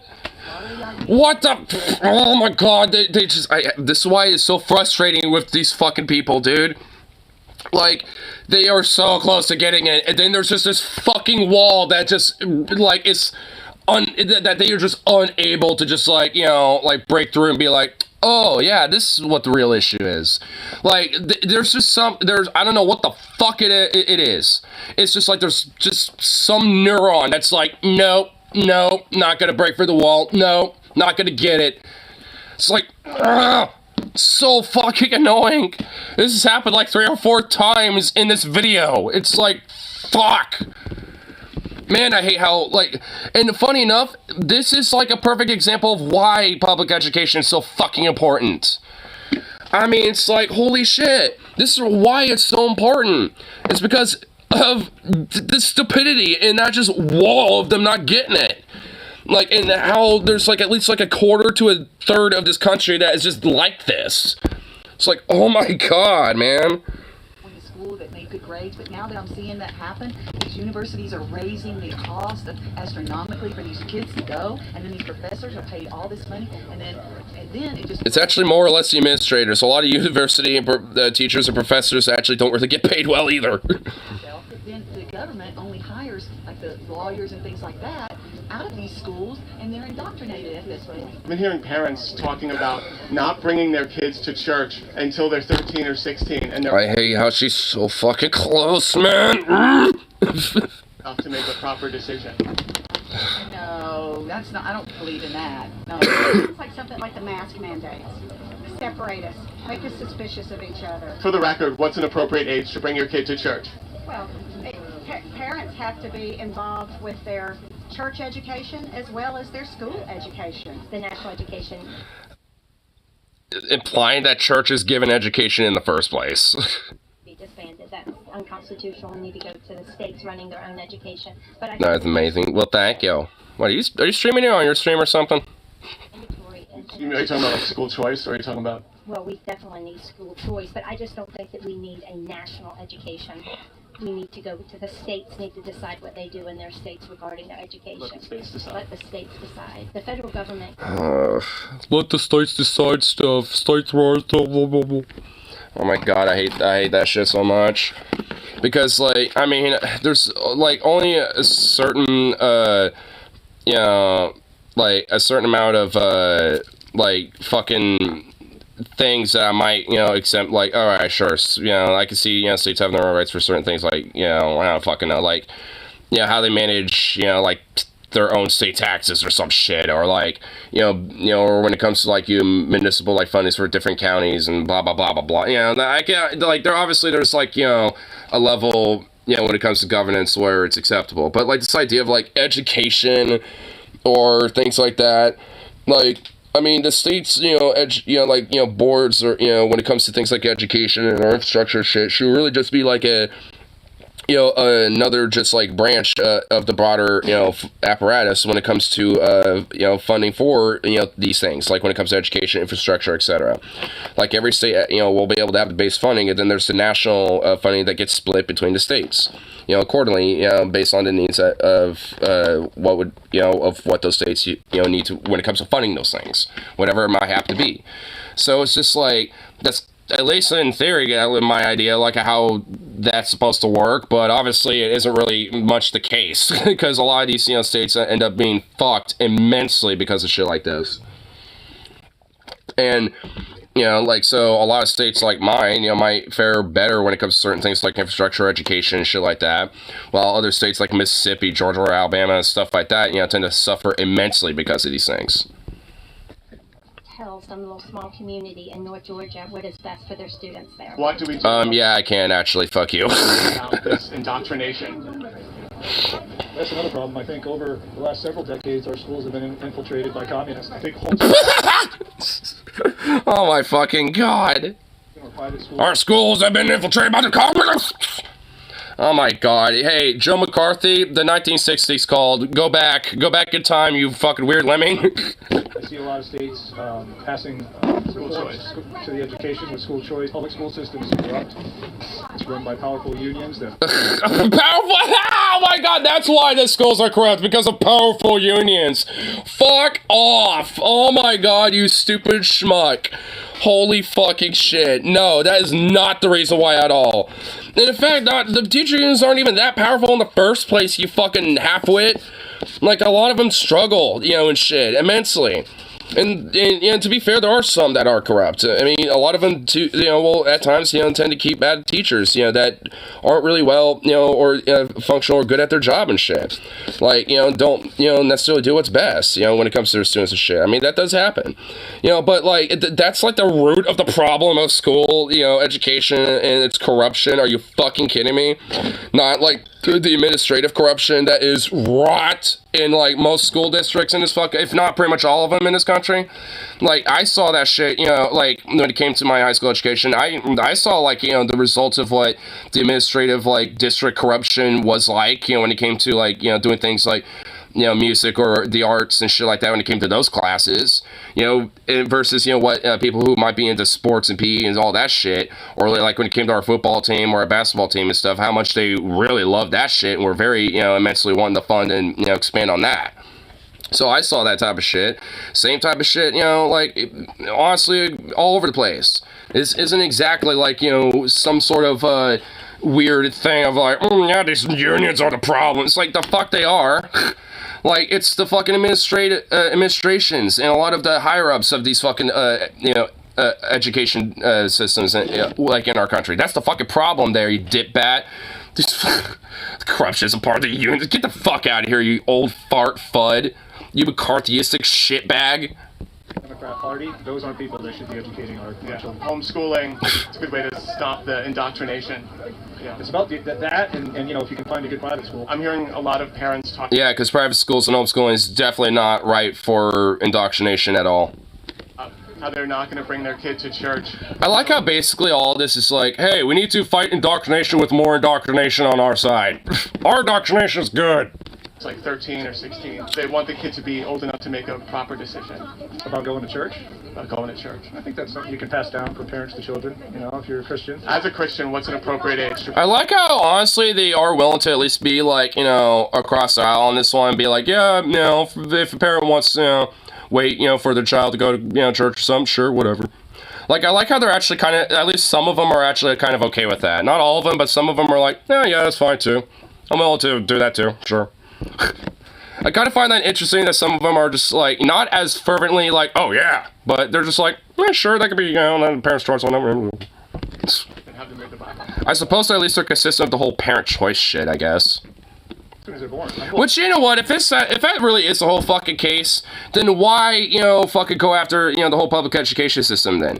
Why not just, like, try to advocate, like, you know, a national, like, law where it's like, hey, you can have the option if you, like, sign some sort of thing where you can homeschool your kid or some shit. Why not advocate something like that so then it's an option? I wouldn't agree with that. I would, you know, be against it regardless. I wouldn't even make that a compromise position personally. But at least it would be seen as a lot more of a moderate take, at least. And you still get your fucking way. Like, and also a lot of states do have those exemptions already anyway. So, the fuck you mean? Like, why make it like, you know, so everyone else has to suffer with that fucking shit? Like, if it's truly a parental choice, then let other parents that might be communists or libs or whatever the fuck, you know, make the decision for their kids to go to public education. So, why make it everyone else's problem? You fuck? Can't read when they're born, but a lot of baptisms happen at a very young age. What do we do about this indoctrination? I think you have to get rid of the Department of Education. We need to get the people that are indoctrinating our kids out of school. Who are those people? Teachers. Change what they teach to where it's not something that's crazy biased for the left. We need to teach history. We need to... Oh my god. I love how there's nothing specific. It's all just vagaries. None of them have mentioned anything directly specific about any of this. Teach the facts, not an opinion. You teach the history, don't teach the victim. Oh boy, oh boy, this is gonna be fun. Yeah, I just moved to Georgia, yeah. Right 2 months ago. Oh, I want to see this fucking dork shirt. That's what the entire shirt looked like. Is Joe Biden with a Stalin mustache, and it's Joseph Stalin. Dude, oh my god, I hate it. I hate this shirt so much. I hate it so much. I will admit I probably would wear it ironically just for the memes because it is kind of funny. But oh my, oh wait, he lowered his head. Oh my god, wait. You know what? That's not even a portrait of Stalin. This is a portrait of Zhukov, of Gregory Zhukov. I could tell because that's like, I've seen a picture of him with all those, you know, medals and shit in that way. Like, it's like more of during the World War II portrait era, because after the war he had like twice as many. Like, but oh my god, at least get like a whatever. Oh, where's the from? I live in Florida. Okay. Ew. Because of Ron DeSantis. Kind of messed up the state a little bit. Ron DeSantis messed up the state. How did he mess up the state? Man, just everything got so expensive. Inflation went through the roof. Like, it's $4 grand for a 1-bedroom. It's kind of wild, you know? So, I moved there when... Yeah, because of Republican policies like Ron DeSantis says, like, oh my god, man. Man, you're a young kid, so I really hope you just, like, grow out of this. I really... You know, at least when it comes to some of these youngins, like, I kind of hope that they kind of, you know, have, like, a Hunter Avalon moment and, like, realize, oh, shit, kind of fucked up. Like, I just kind of hope they have their moment, you know what I mean? Or, like, a Zan moment and have a revelation, you know, because I feel like these young ones might have a chance. Like, because he's just mentioning, like, Ron DeSantis fucked up the state because of a lot of the economic policies he was pushing. Like, I mean, he had, alright, so this is like the one kid, funny enough, all the way near the end, where there's actually, like, something specific being discussed a little bit. Outside of, like, you know, the cop shit from earlier. Like, because, like, I mean, I kind of find it funny how he's critiquing, basically, Republican policy about why it, you know, Florida got fucked, which is true, and he left. And I'm guessing he'll move to Georgia, and where it's not as fucked because of these type of policies and shit yet. So it's just like, I mean, it's one of those things where I feel like if, you know, he, like, gets impacted by those same policies by just another Republican and that continues to happen, I think he'll realize, like, you know, maybe these people aren't actually, you know, my interest. Fuck these guys. Like, he might actually realize, like, I might have, like, a moment of introspection for a second. Because it happens, at least for some of these young guys. Not all of them, but, you know, there's a few that have their Hunter Avalon moment, like I said. And I kind of hope that maybe this one does. I hope. I grew up in LA, and then COVID hit, I moved to Florida. It was great, you know, during COVID for the first year or two, and then ever since he won re-election in 2022 in the midterms, he kind of just stepped aside from being governor and did like a shadow campaign. My problem is that he knew he wasn't going to be around. He knew he was running for president when he ran for his second term. Yeah. He knew he wasn't going to be around to govern the state of Florida. I agree. And honestly, they asked him on the debate stage if he was running, and he wouldn't answer. So yeah, you're not a fan of DeSantis. No. Yeah, he has establishment ties. Oh, hugely establishment ties. I mean, you can even see over the time, you know, he went from actually not supporting Trump to wanting Trump's endorsement really bad and getting able to win. And over this whole time, you kind of realize he wouldn't have won an election. Exactly. And this whole time, you kind of realize, and like a lot of us, because we were kind of, you know, we still didn't really see all that was happening, right? Up until 2020, that's when a lot of people's eyes started open. But you kind of realize from that time, 2018 up until then, he really hasn't had Trump's back. Rhino. Rhino. Would you vote for him for governor again? I would never, ever support him. I supported him during midterms, supported him during his first thing. I had him on the side of my trailer, had it blown up, Make America Florida, and then he switched. Oh my god. Man, this guy is like the most hardcore, like, super fan when it comes to these weird, like, chuds, dude. Like, I mean, I don't think, like I said, I don't think this guy is, like, you know, like, one of the, like, Proud Boy Militant types of shit. I mean, he kind of looks like one for sure. But I don't really think he's one to swing hands, you know what I'm saying? Like, I feel like he just wants to be the salesman and, like, you know, be the hype guy. Like, this guy is seriously just nothing more than a hype guy. Like, this guy just wants to hype them up and just be like, yeah, bro, woo! You know, like, that's just, like, who the fuck he is. He's just, like, this hardcore hype man. Because, like, I mean, it's like, yeah, I was all for this guy, you know, I was for, you know, my boy Ron, I was there for the first, you know, election, I was there for his second term and stuff, you know, but then he took a switch on Trump, and that's why I didn't have his back no more, you know, because fuck that guy. And, like, dude, he is a hype man, if I have ever seen one. Oh, is that it?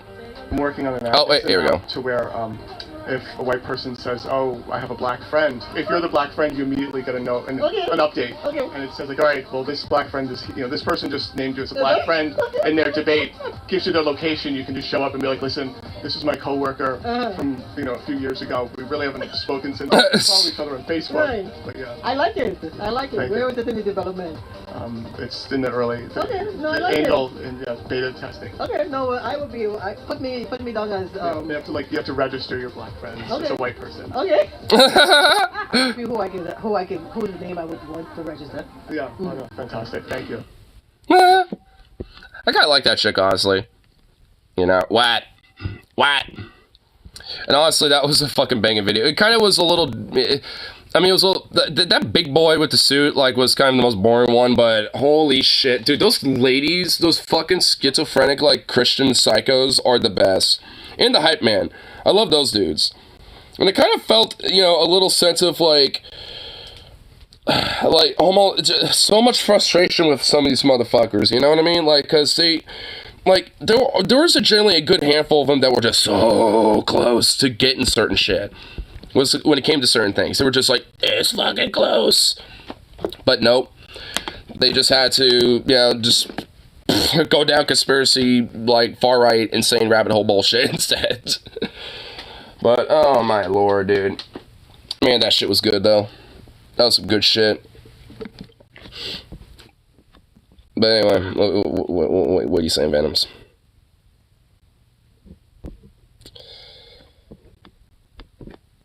What the fuck is this? What in the hell?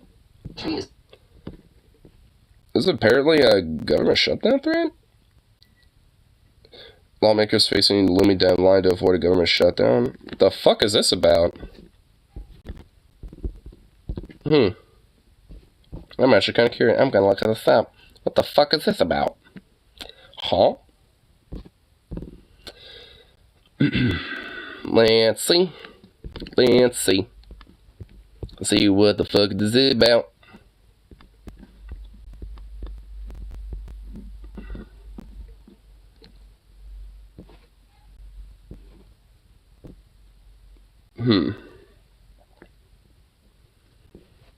Let's see. U.S. Gov will shut down at midnight on September 30th if it fails to pass spending legislation. It's stop. Got measure to keep going. But far Republicans want attached conditions include crackdown. And a vote on an impeachment inquiry. Oh my god. NFL Emergency Management is also running low on money as the agency responds to multiple natural disasters. as separate funding to bolster FEMA disaster. Okay. So so I guess there's like a, like legislation that's like, like for, federal spending and shit, I guess. And obviously, no one's agreeing on anything. So did Biden actually take weed off Schedule 1? Yes, it's on Schedule 3 now. I think, as far as I'm aware, like, as soon as that went to pen and paper, that's pretty much went into effect.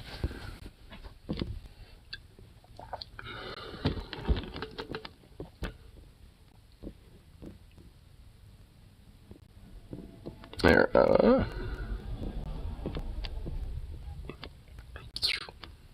I'm pretty sure. I know there's, like, some video about it, isn't there? Here. Let's see here. Oh, yeah. Yeah, it's right here. Because I'm pretty sure this is immediate. Let's see here. Welcome everybody to Crystal Kyle and Friends.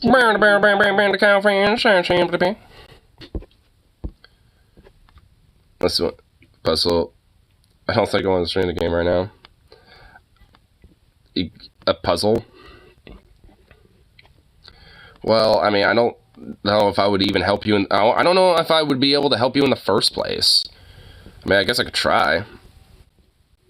And you're getting frustrated? Well, there has to be at least, like, some sort of a thing on YouTube that would be like, hey, here's how you get past this point. Like, I'm sure you're not the only one that's got frustrated with that.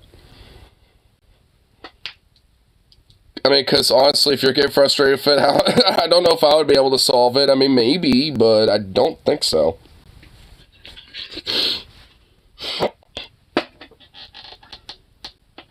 Here.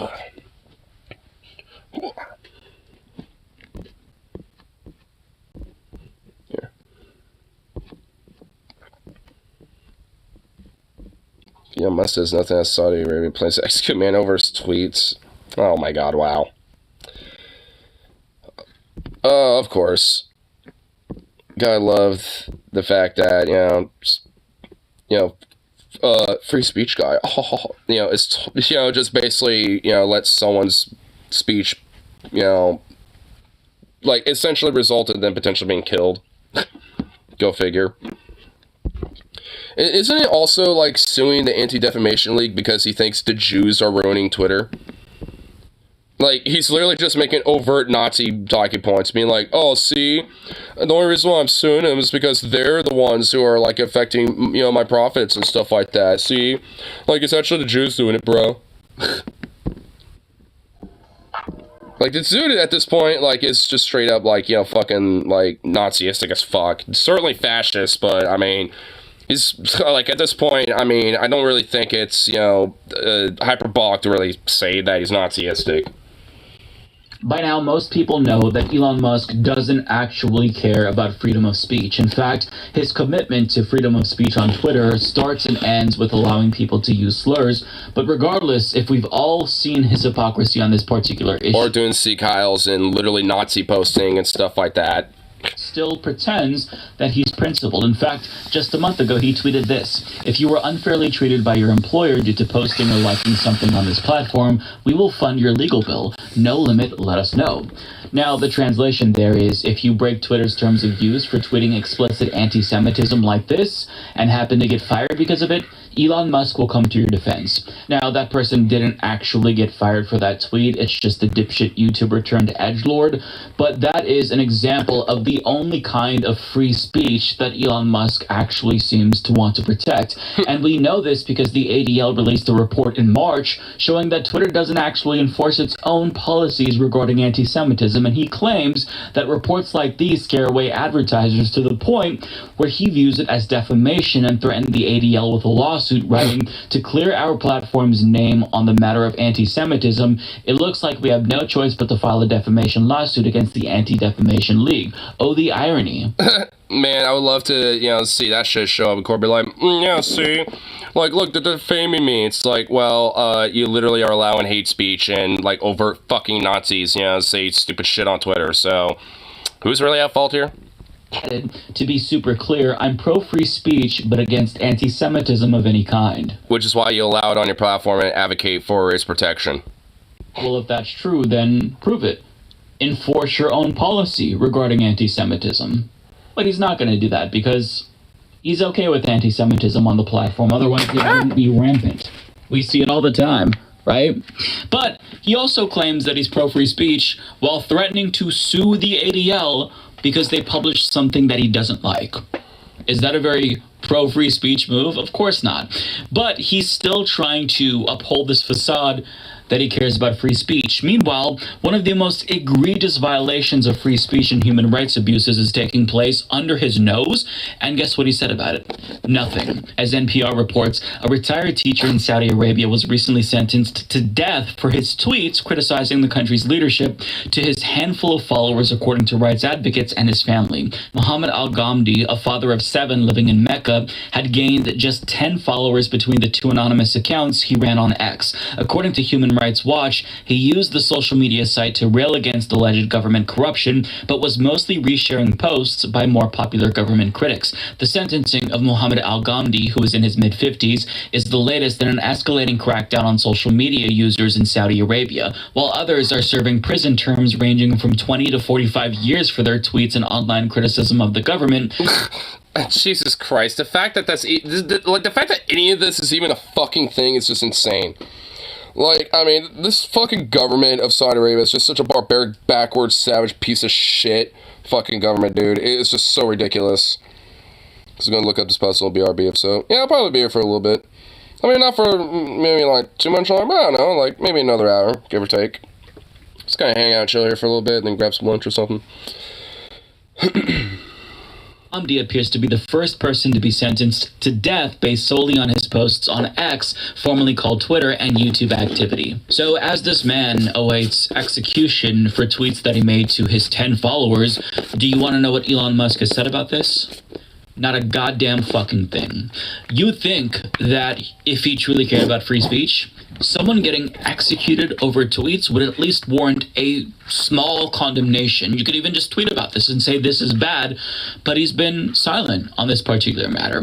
And to be clear, this isn't just because he couldn't care less about free speech, because as Newsweek explains, in January, Musk testified in a federal courtroom in San Francisco in connection with a class action lawsuit from investors in his car company Tesla about a pair of tweets that Musk posted on August 7, 2018, suggesting he had financial backing to take the company private, even though he did not. Musk later said in court he believed he had secured the financial backing he needed to take Tesla private following a series of 2018 meetings with representatives from Saudi Arabia's public investment fund that ultimately fell through. But Musk is also tied to Saudi Prince Al-Ali bin Talal, who became the second largest shareholder of Twitter on the same day Musk closed the deal to purchase the platform with the intent of taking it private. And I wonder if that has anything to do with it.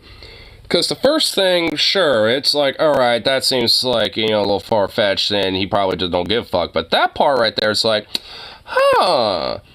Well, I wonder if that has anything to fucking do with it. Here, his business partner, Prince Al-Ali bin Talal, called him a dear friend and proclaimed that they're together all the way. Very interesting. So it seems to me that he is not denouncing al-Magdi's death sentence because he doesn't want to offend Twitter's second largest shareholder, and on top of that, he certainly doesn't want to piss off potential Saudi investors and other businesses that he has. So, in other words, free speech be damned as long as Elon Musk can continue to make money. Now, to be fair to Elon... And I'm pretty sure the Saudi government also kind of lobbied him a little bit to pretty much, like, you know, let them get away with enforcing their own laws when it comes to, like, cracking down on criticisms of the government and shit. So, and I'm pretty sure, like, Turkey and Israel, like, and other countries have done this, you know, with Twitter, too. Like, so they're not even the only ones. But it's just, like, a very common fucking practice that a lot of these, you know, governments will, like, you know, look to Musk at this point and be like, hey, can you help suppress stuff that might be critical of us? And he's like, yeah, sure, why not? this isn't a new phenomenon because Twitter has been aiding and abetting the Saudi censorship regime for quite some time. As The Guardian explains, the social media company formerly known as Twitter has been accused in a revised civil U.S. lawsuit of helping Saudi Arabia commit grave human rights abuses against its users, including by disclosing confidential user data at the request of Saudi authorities at a much higher rate than it has for the U.S., UK, or Canada. The lawsuit was brought last May against X, as Twitter is known, by a... Can we just keep calling it Twitter? Fuck X. Like, holy shit, that is getting so annoying. Al-Sadan, the sister of a Saudi aid worker who was forcibly disappeared and then later sentenced to 20 years in jail. It centers on the events surrounding the infiltration of the California company by 3 Saudi agents, 2 of whom were posing as Twitter employees in 2014 and 2015, which ultimately led to the arrest of Al-Sadan's brother, Abdul Rahman, and the exposure of the identity of thousands of anonymous Twitter users, some of whom were later reportedly detained and tortured as part of the government's crackdown on dissent.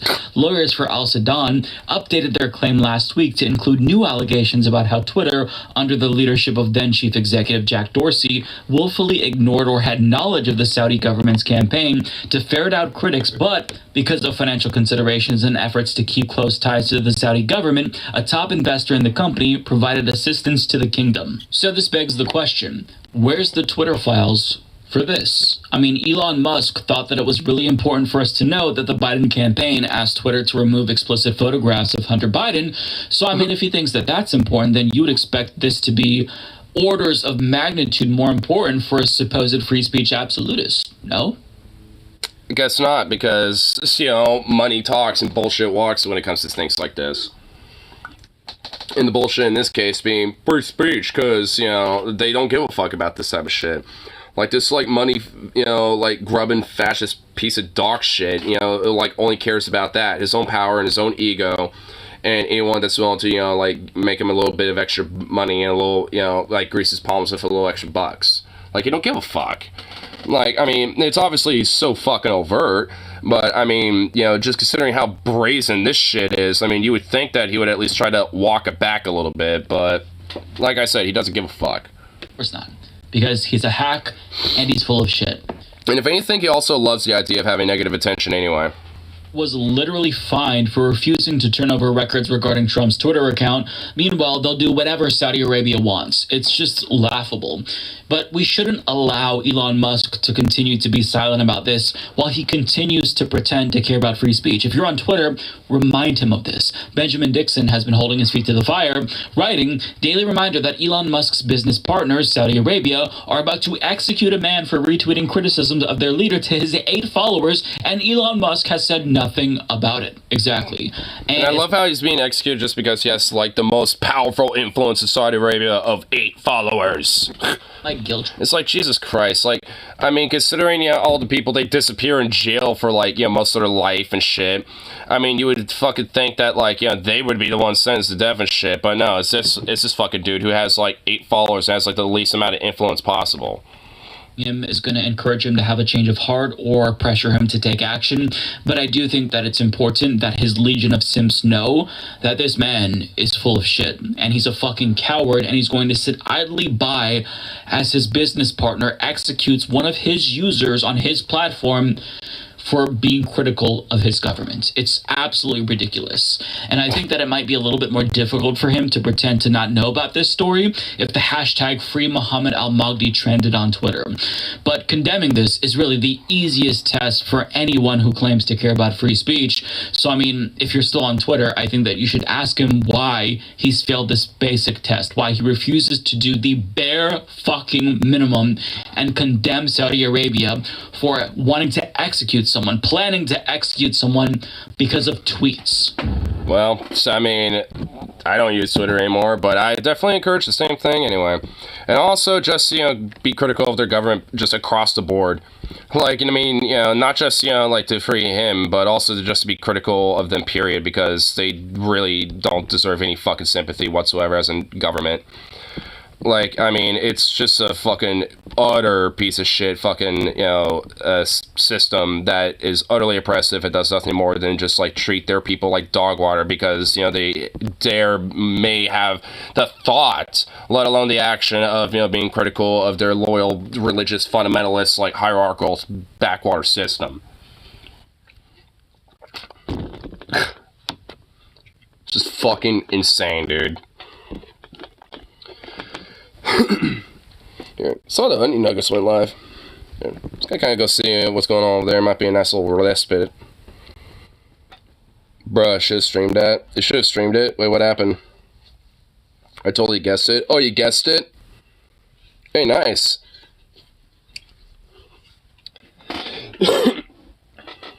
That's good shit.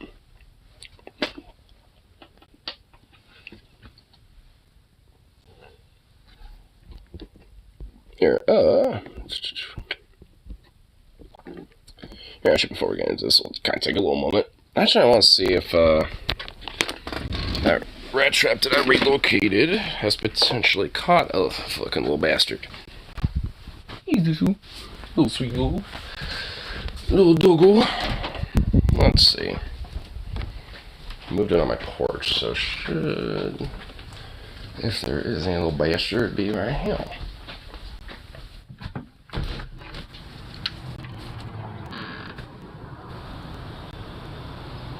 Oh, there's a bunch of squirrels.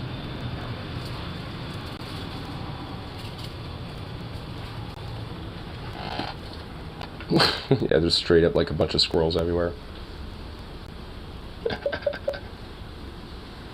There's one right over here. Oh. It just literally zooped right over there. Oh, never mind. I was going to show that little guy off. There was one right here, and then it like zooped over here.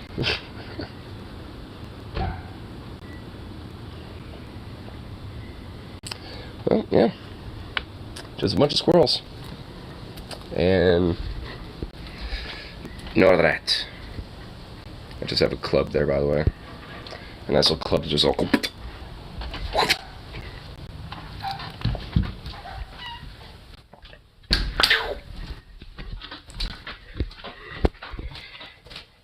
Pick up my life, it would be deep in the nuggets. I'll probably go back and forth.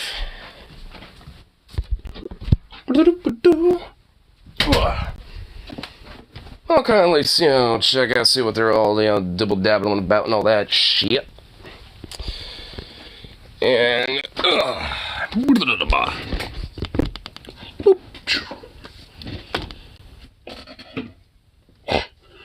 man, those squirrels were looking a little fat, not even gonna lie. I did hear a little rustling underneath the porch a little bit, so I think, one of the rats might be under there, so there's still a bunch of nuts on the, in the trap, though, so I feel like, within, like, a couple hours, might be dumb enough to go in there and get trapped. I think I can relocate that bastard. I'm hoping that could be one of my errands today. The fuck are you doing? Oh, I think he just went, I think he's trying to go after a fly. Goofball dog. Just what I load a goofball. But here, where's the nuggets? There we go. What y'all talking about over here? Like in my early 20s, mid 20s, I had some dudes that I posted on a forum with for years. Oh shit! Knew their real names, knew their families. Those of them that had. What's going on here? I'm at that point. What's going on this convo? But it's completely different thing than a dude that you or a person that you actually see. Yeah, because the person you actually see in real life could punch you in the face. No shit. Yeah, I also think it's harder to it's harder to maintain a bullshit facade in person. It's way easier to see that shit in person than it is online. Like, make no bones about it, dude. That person could be lying to you about every fucking thing, honestly. Yeah, that's true. You don't know. I mean, there's no way credibly to know if anything they're saying to you is like, at true. least with someone you know. Yeah, well, yeah, like you, Venom. How do I know that you're not just lying about everything about yourself? And I, come and see you, and I realize that you're actually like this skinny, svelte dude, and you know, like in all those videos that, you know, those video chats and shit were actually just deep fakes or like, you know, AI generations. Like, I mean, you know, and it's just like, actually, yeah, I'm just like this like chat of a dude, and then I just like, you know, do my own thing because, you know, just because fuck it, and I'm able to sustain myself because why not? Like, and you know, and you actually secretly kind of go out and about everywhere. You actually have like a secret little clone that, you know, does all the gaming and all that shit. They work because you've seen them go there, and you know you've gone into their place of business or whatever the fuck. You know where they live because you've been over their house a bunch of times. Hey, you met their family members and shit. Yeah. You know, it's like there's a lot more, there's a greater layer of trust there. Hell yeah, buddy. Yeah. Hello, you know they're not like some kind of fucking NSA drone pilot with top secret clearance or something. There's a bunch of those on the internet. Cool. A bunch of Navy SEALs talking about their like combat runs and shit and tours. Ragging on like people that think that internet fringe it's basic, like, let's be honest, it's basically Zoomers that don't understand that, right? They were the first people to be born in the age of the internet being a ubiquitous thing that you carry in your pocket. Also the I think some corporate millennials too, because you know, like maybe some like late millennials trending towards Zoomers probably, but I think The like millennials? I'm technically Are they meaning like, you know, ones that don't get online friendships? Millennial. They treat it more like some other thing? So, you know what I mean? I've seen I think some that that like put you in earlier Gen X millennials too, but you're like late Gen X, early millennial. You're like on like we've talked about it. Yeah, I'm a cusper, but Yeah. whatever. Early millennial, late Gen X, whatever the fuck. But yeah, I think people in my generation, and maybe the one directly preceding it, probably have a pretty good grasp on the difference. But I think a lot of people have no grasp on it now. Oh, they're meaning about like the differences between the two. Okay, like you're like a friend versus online friend. Well, hey, Paul, hey, there's like a bunch of us like me that understand the difference. Okay, fuck you. Yeah, and honestly, I mean, I just think it's just one level of a friendship. Like, I don't really think it, you know, means it's like lesser, you know, necessarily or anything like that. I mean, just obviously there's like, you know, certain elements of the connection, like, you know, being at their house, you know, hanging out in person, yada yada, that aren't necessarily there, but, you know, I mean, you know, there's still a difference to it, but I mean, you know, I'd still argue that, you know, they're just like one level, you know, of like many types of friendships that, you know, someone can have. I mean, like, by the time the internet was actually, like, super, like, popular as, like, among consumers and shit, like, I know the internet existed prior to that. And I was on that shit early for somebody that's my age.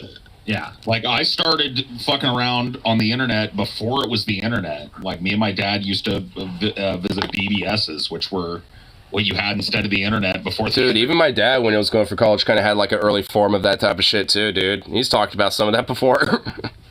So I've been to like local BBSs, which just functioned like a web page. Somebody would set it up, you would dial the number to their computer and connect that way via modem. Yeah.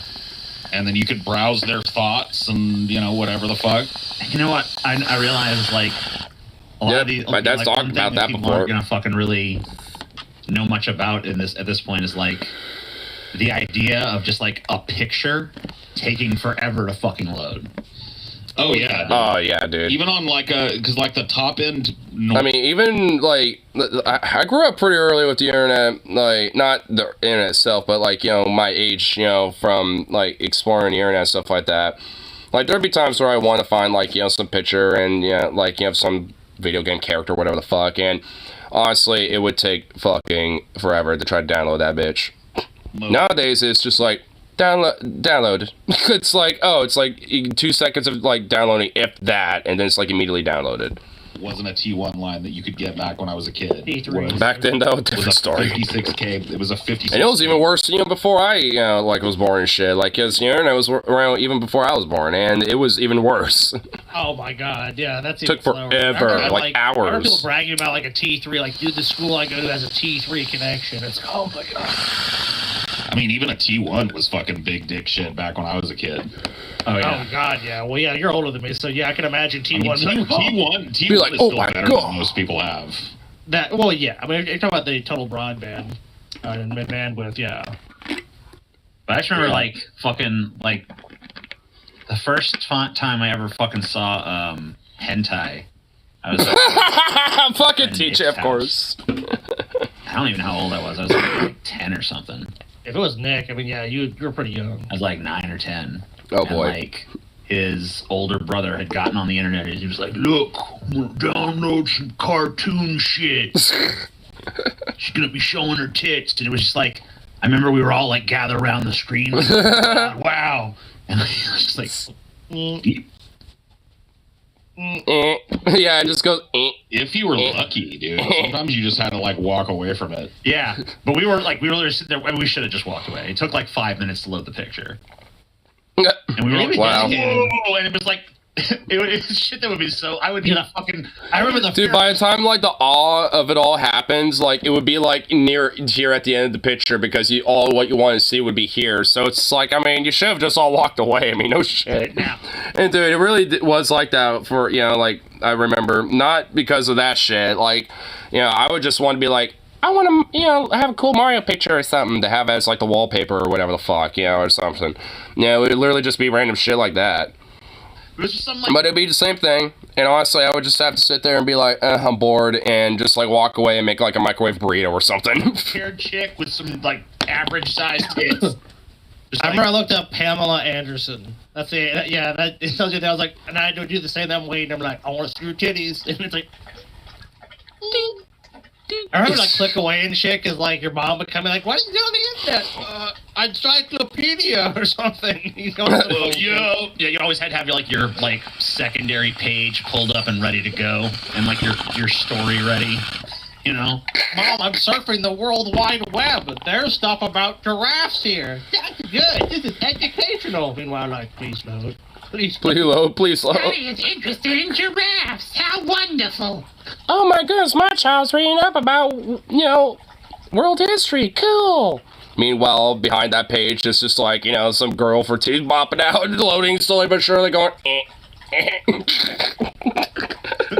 oh man. Oh, I kind of know the feeling a little bit. At least around a time where I was having to do that shit, I mean, pictures would just immediately load at that point. So I was just like, all right, have the background page. Okay, cool. And just, like, pop them up. And unless, like, they happen to, like, walk up and see that I have multiple tabs, to be like, what's those tabs? And I would have to immediately be like, like, think, those are, like, pictures from some of the wikis I was looking at. I forgot to take them off. And I don't want to, like, click them off, just to be like, oh, yeah, I forgot. Because obviously I'm wanting to look at them or something. So it's just like, fuck, I can't do that. And then if I do, it's going to, like, for a split second show it. And it's like, fuck. So eventually you'll learn how to do, like, the double window thing. Where you have, like, the two windows technically not full windowed. But it looks like they are. And one of them's just ever so slightly below the other one. So then you can just kind of do a quick click. So, and then it will, and then that one would be your backup page, and it will overlap over the slightly smaller one with all the, all the goodies on it. So, then it would even look like, so then it won't look like having 1,000 tabs if they, like, kind of look over your shoulder really closely. Of course, the computer was in TJ's room, too, so, that thing was fucking filled to the brim with nasty-ass shit. Pulled that one off. I don't know. You're like the last person I'd give a fucking unfettered internet access to. I mean, granted, it was so slow back then that, I second the SOBSIT First Amendment Auditor Gauntlet for Abandoned Hope the other day. What the fuck is SOBSIT? Sovereign Citizen. Sovereign Citizen? Oh, fuck. First of all, that's something. Dude, I would love to see a gauntlet of that, honestly. Dude, there's a shitload of that stuff out there. Like, I mean, I'm pretty sure there's, like, a channel dedicated to a lot of stuff called, like, Audit the Audit or something like that, or something.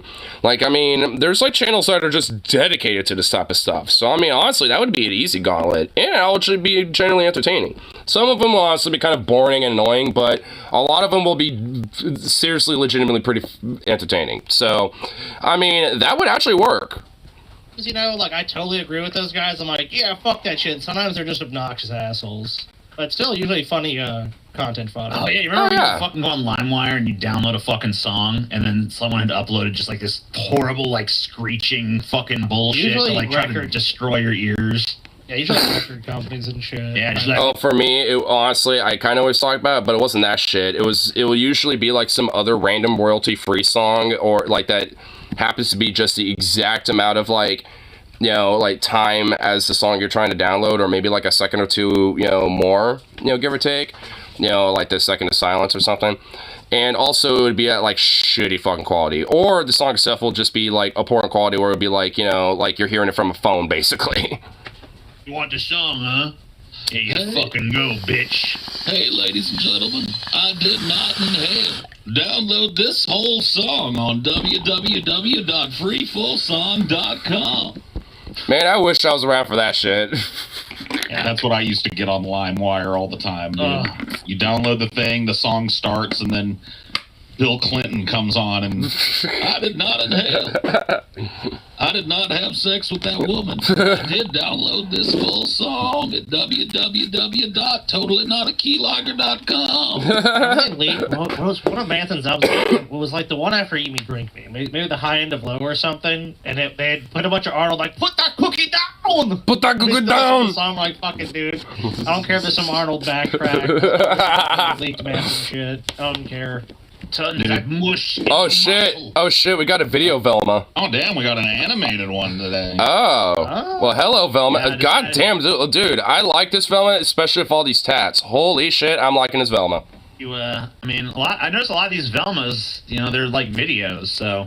I mean, yet again, the skirt that, you know, clearly doesn't cover much, but hey, you know, I'm not gonna... I mean, dude, she got so much, you know, trunk going on. She got the goddamn bakery and the bakery factory going on down there, dude. She got, like, the bakery and the warehousing for the bakery down there.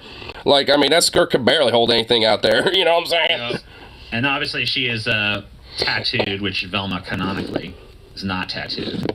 I'll give it a pass. Not anywhere you can see it. Yeah. Good point. Certainly doesn't have these sorts of tattoos, so... I'm okay with it, though. I find that people are either, like, when it comes to this type of stuff, people are either like, I like tattoos, or they don't like them. I like them.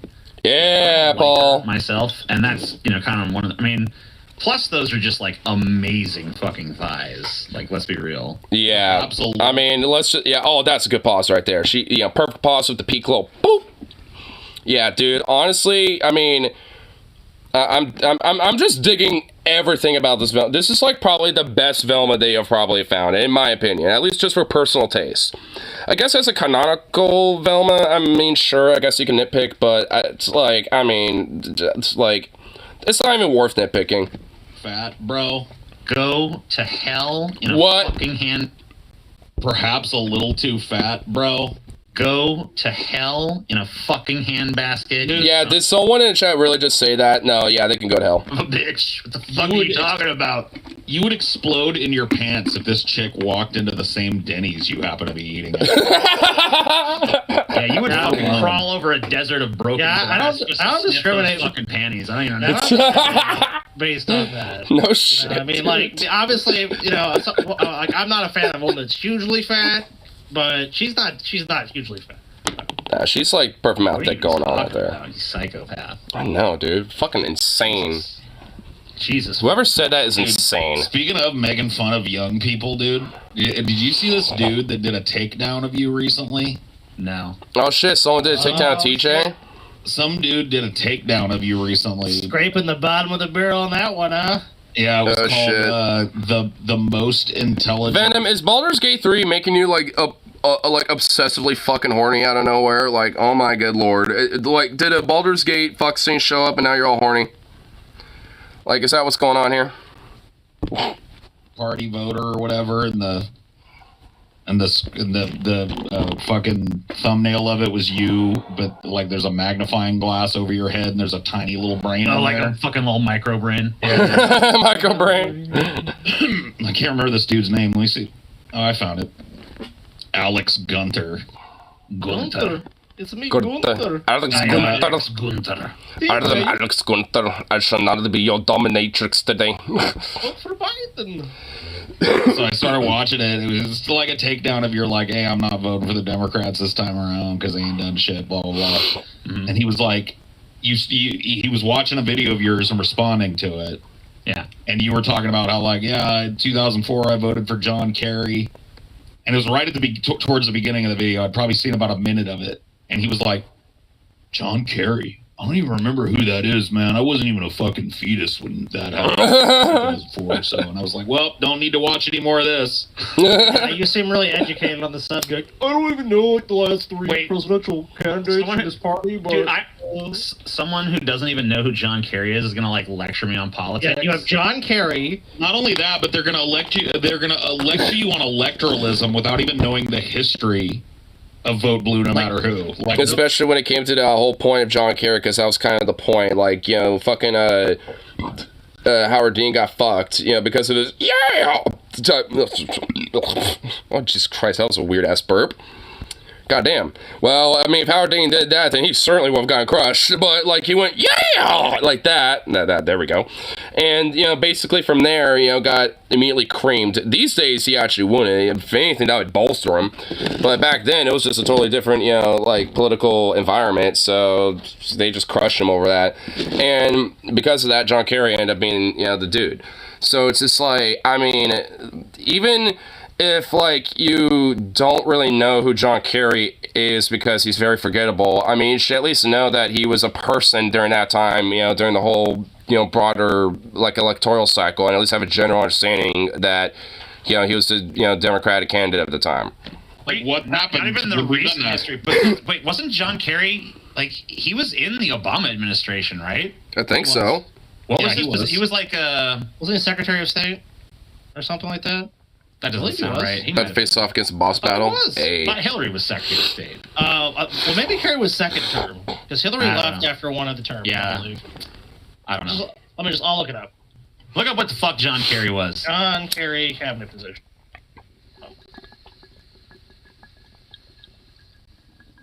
The fuck was John Kerry in the Obama administration, Scotty? You tell me that right now. He's now the first. He actually is the first United States special presidential envoy for climate. He's the first. He was Secretary of State. Okay. Yeah, before Hillary. Before or after? Before, really? Obama got elected in 2012, right? I thought Hillary. That was like her consolation. Kerry leave and then? No, I think she didn't even want. No, she did take that. She did take that the first term. I think Kerry was like the second term then. As it says here on Britannica.com. Or am I fucking reversing this shit? I might be reversing this. That he was the Secretary of State from 2013 to 2017. Okay. Huh. Yeah, that's the second term. That's because the first term started in 2008. 2008, yeah. Right. Yeah. So yeah, he was like, he was Secretary of Obama's State. second. Wait, so for 2017, so he was like, you know, for Trump's administration too. So like, you know, he had he was even in the national spotlight. I mean, granted, he wasn't fucking that much in the national spotlight, but like, you know, you saw him. It's not so much that I expect a person like of that person's age or generation to know who John Kerry is on the face of it, but if you're gonna fucking talk to me about vote blue no matter who, and you're not even gonna be aware of how that's worked out in the time you've been alive, then we have nothing to discuss. Like, your position can come from nothing but a state of ignorance. Because it likely would be at that point. I mean, it's pretty fucking weird. Considering there's a major ignorant gap in the politics. You can still clearly read up on Kerry, just like we can read up on FDR. Right, but I mean, well, in fairness, Kerry was never president, but in fairness to me, it also wasn't that fucking long ago. He was the it really wasn't. Nominee. It was 20 years ago. Speaking on a subject, shouldn't you be well versed in the subject? I think that's the point. That doesn't necessarily mean that you have to be alive. That's why it might be hot to watch. If you're going to lecture someone on a subject, you should be that's not even 20. That's not even 20 fucking years ago. I mean, he was the fucking nominee for the Democrats. Well, here, if you want to, like, you know, wait on that boss battle, I'll check out your fight on it. That was not that many fucking elections ago. So, like, being like, the fucking dumbass doesn't understand electoralism like I do. Big brain guy doesn't even know who was running for president 19 years ago. Like, okay. Yeah, if you've got no fucking knowledge at all of how vote blue no matter who, which is not new, by the way. I mean, it's always been kind of a thing. It's not invented the last electoral cycle. I think dude, I really think that for a lot of them, they think they fucking came up with it. Yeah. Like, probably. Man, you know what? We figured it out, dude. We just gotta do the whole vote blue no matter who. Gotta infiltrate the system, bruh. How George Washington warned of basically just looking at the two-party system and just all the drawbacks that he foresaw and many others, to their credit too, of a two-party system. So, I mean, it goes back a long fucking way in America. It's nothing new. I mean, Democrats win Sadly. the popular vote and lose elections all the fucking time. That's like a pretty common thing. Dude, we should just watch this fucking video. Do it. Here. Take it apart. Actually, let's see. There we go. Oh, God, wait, hold on. The Twinkie defense is a myth, I think, is like maybe just be. All right, here, hold on. I guess they're going to check these settings. 100 top pornified media franchises and characters. History, 16 most creative legal defenses. That actually seems interesting. Persecution fetish. Oh, I already know what that's about. It's that subreddit. I guarantee it. British people try actual food. Malicious compliance. PragerU. Ew. It's a PragerU's gross. Oh, and they might check out a Nazi rally on sloppy seconds and react to that. Ew. Gross. Here, I want to skip to where they actually check out the video though. They're still on this. Yeah. It means like if it's. Yeah, I guess so. Get to the vid. Alright, haven't even not got to it yet? I guess not. Yeah, this is Peyton's. Wait, that's Peyton's new tattoo? Peyton! What is this? No, Peyton What? got this as a tattoo? What is that? What's this supposed to You be? think he's a fucking Nazi now? Dude, the first time I looked at this, I was like, where's the swastika? Dude, honestly, this does actually kind of look Nazi-istic, dude. Peyton, what the fuck did you do? Why? Dude, this looks like some sort of like weird, obscure fascist symbol or something. Nazi, but like, if I didn't know nothing about This is apparently the symbol of some WWE guy right now. Bray Wyatt that just died. Oh, it's Bray Wyatt's symbol, I guess. Oh, this is the Bray Wyatt symbol? Yeah. It's Okay. like a lantern and a buzzard and shit. Oh, okay. And like when I saw the fucking They should have had like, you know, Bray Wyatt. Peyton, you should have did like, hey, Bray Wyatt, and put his name on there or something. Be, you know, like his name above, and then like, you know, the years he was alive or something. I said to him like, I even fucking said to him like right off the bat like, I didn't know you were a Nazi now. He's like, what? How dare you? And I was like, Peyton, and after I fucked with him for a minute, he was like, you don't really think it looks like a Nazi tattoo, do you? Yes. I'm like, well, I thought this was like, was like a joke of like a bad neo-Nazi tattoo. Yeah, I did too for a minute. Also to say this is not a great tattoo pic. I'm not even trying to be a dick to you, really. I mean, I don't really feel like the tattoo itself is all that bad. No, it's actually, yeah, I mean, the tattoo itself was fine. It's just, I mean, I don't know. If anything, it's more of a criticism of Bray Wyatt. Be like, why the logo? I mean, could have changed it up a little bit. No, it's not like the worst tattoo I've ever seen, but it doesn't really look like. I would say it's a middling tattoo. Do you know what it looks like to me? Like this symbol. Kind of like a Mr. Bucket, dude. Dude, yeah, I mean, I can kind of see Mr. Bucket, but you know, oh yeah, I kind of do right it would there. be like an ICP Joker's card or something. You know what I mean? It looks like a combo of ICP and a Nazi symbol. Yeah, you know. Yeah, it does. Kind of, weirdly enough, yeah. Dude, why did Peyton not fucking? Dude, who told Peyton this was a good idea? Well, his, Bray Wyatt died, and Peyton was like real emotional, and he's like, I want to get something to commemorate. I want something to commemorate Bray, and this is Bray's. I guess this was Bray's symbol. He would have been better off. I didn't know Bray Wyatt was into the national. I mean, you know, it does look a little like that. I guess this was Bray's symbol. He would have been better off. Want something to come. Bop.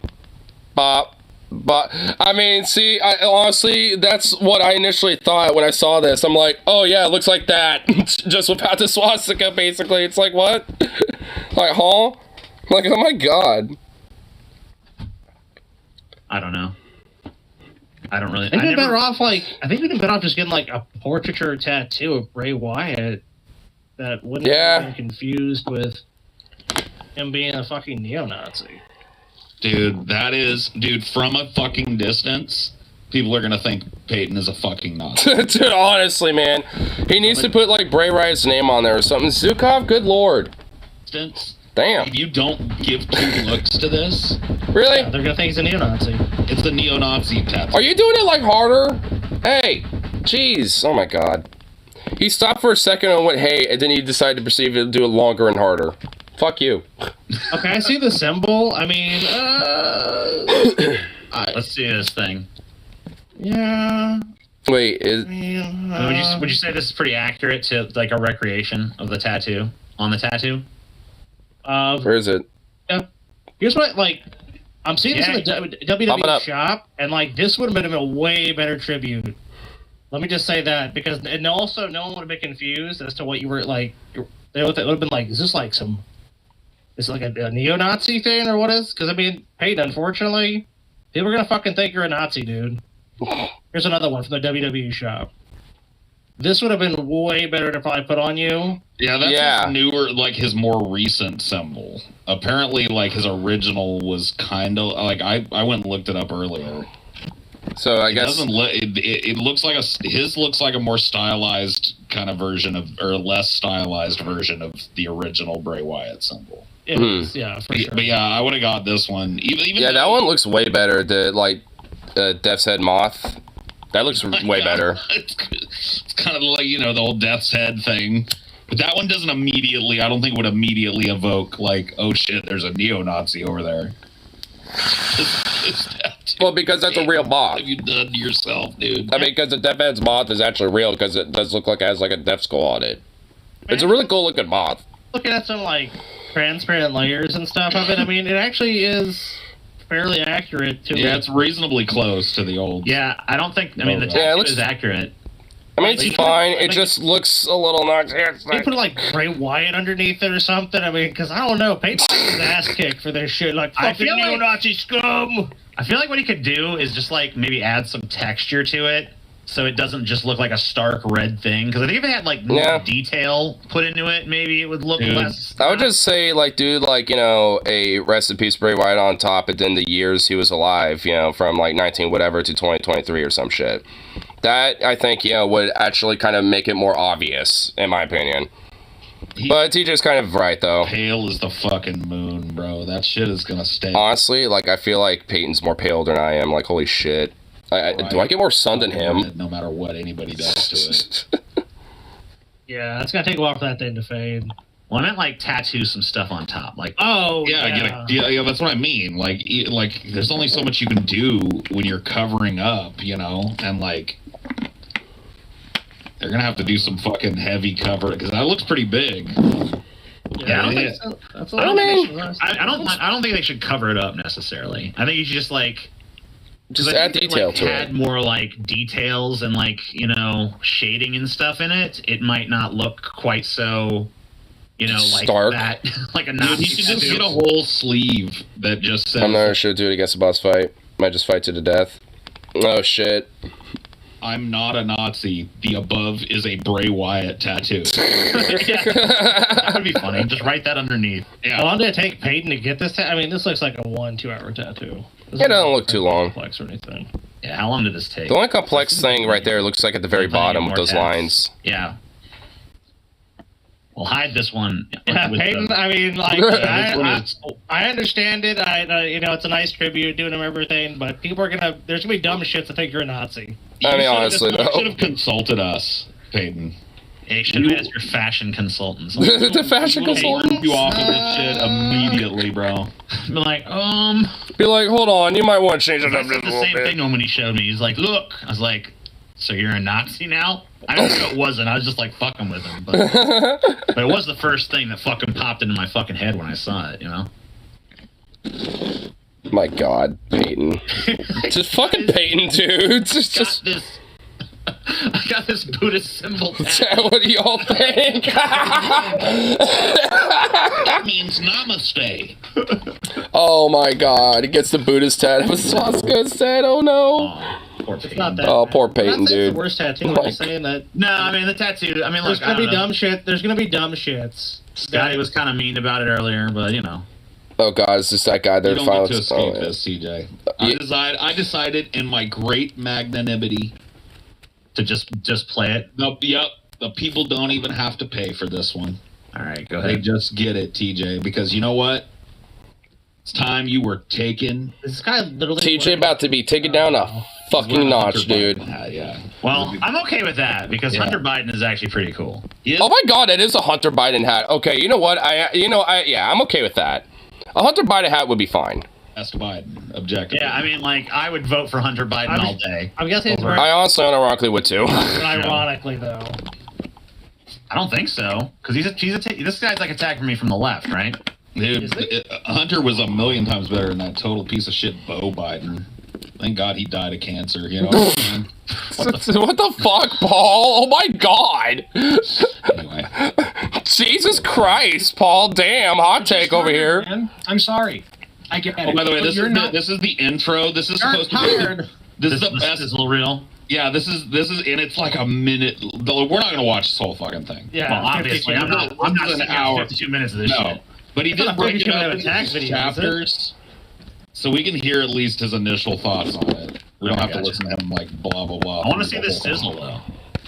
Yeah, this is the best lick he got in on you. All right, I want to hear how tired. The coming up hook. Not putting in the legwork to actually make a third party viable. You're not. So stop telling people to vote third party. Stop it. It's not going to work. And What? What? Isn't voting for a third party part of putting in that legwork to make it? Yeah, isn't that like, isn't the whole idea basically to be like, hey, to vote third party is in some part putting in legwork, because in a lot of places, they don't have vote by mail and you have to go to the ballot box or whatever the fuck, so you have to literally put in the legwork by standing in the line all day. Like, I mean, what the fuck? And also, I mean, yeah, there's a lot of other things of like, trying to advocate and so, like, I mean, just merely advocating is putting some part of the legwork. Like, what the fuck? Starting a political revolution? No. I haven't seen you. I haven't seen you canvassing for the Green Party, TJ. I haven't seen you set up a local. I mean, I have not chapter. decided. I've not decided who I'm going to vote for yet. I'm just saying that I'm not going to vote blue no matter who. I'm not just going to give Biden my vote. He has to fucking actually do something. Now, like you said, on last show we did, Biden's labor board fucking put forth some stuff. Some really good substantial stuff. Taking marijuana off of Schedule 1s, to Schedule 3, so, I mean, better, but not all the way there. But, still substantial progress. For unions to strike. So that's pretty cool. Makes it easier for unions to come into existence. They just form, yeah. Because, prior to that, they could just be like, basically prohibits a fucking bunch of union busting activities. Well, I don't get why can't someone advocate for what they want, though? I mean, you can say it's damaging and you have every right to advocate against that position, but why can you not hold the position you're holding? I feel like this is so self-refuting because he's saying you're not going to do the legwork to make a third party viable. When the biggest thing a person could possibly do to make a third party viable is vote for one, right? Yeah. I don't think, yeah. That's the most. Because what helps make a third party viable is to at least, go past the post on 5% of the national, popular vote. And then thus they can qualify for federal funding. Thus would be good and would be putting in the legwork to help make them more viable. Action that you can take. It is. How is someone with an electoral I mean, at least that's the best argument, that can be practically made when it comes to voting for third parties, to try to help, move them past the post so they can actually be more viable by getting federal funding.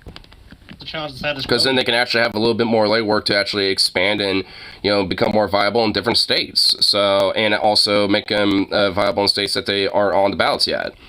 So it's like that's a part. Oh my God, I hate these vote blue no matter who motherfuckers, man. It's like they could still be like, yeah, I'm gonna vote blue no matter what then or whatever. It's like fine, go for it. But don't discourage the idea of trying to at least attempt to make some of these ideas palatable or at least viable. Because I mean, realistically, the whole national vote when it comes to 5%, it's not going to be a hyper substantial difference when you got the electoral college. Honestly. That's kind of the point, right?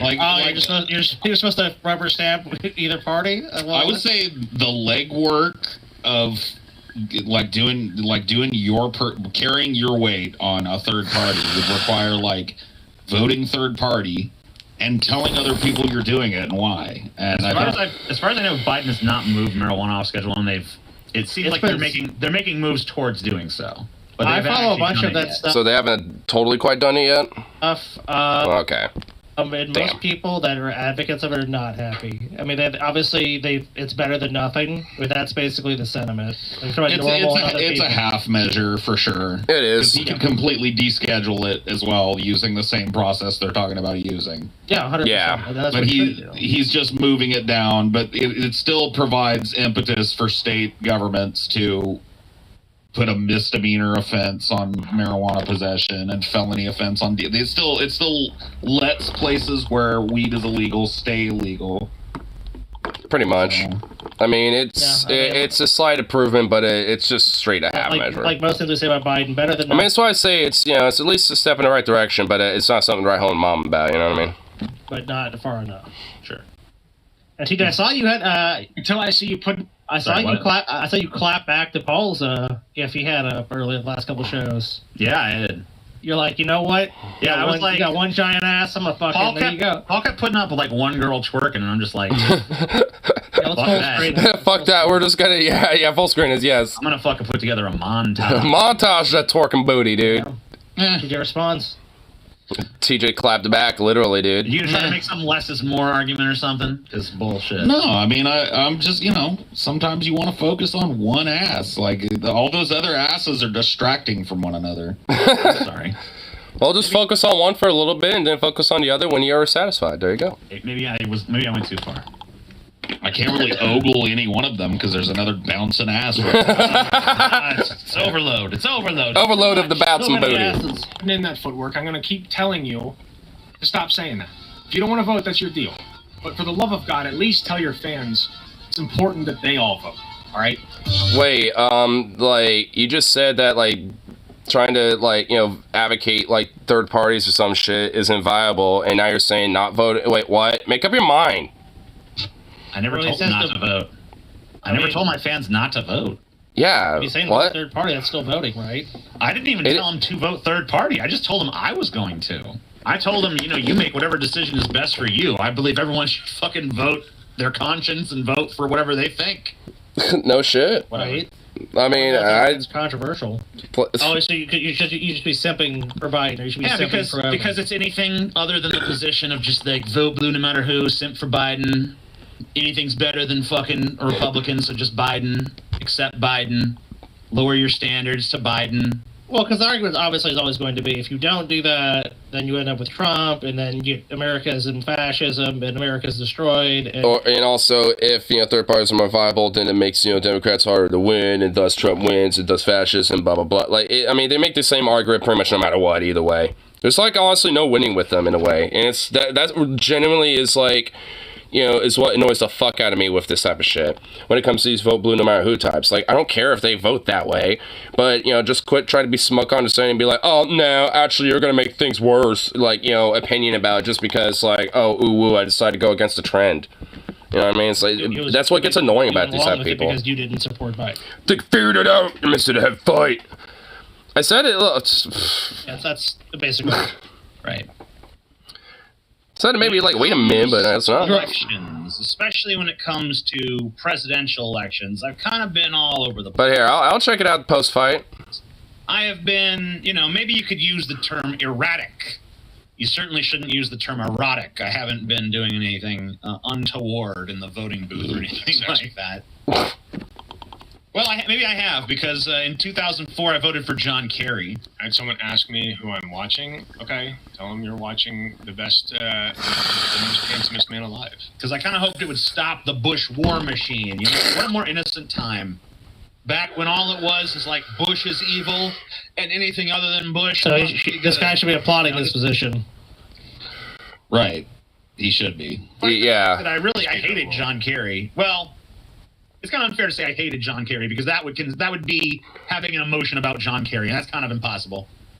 In 2008, True. I supported Obama, but I didn't vote. Yeah, I don't even remember who John Kerry is. I don't know.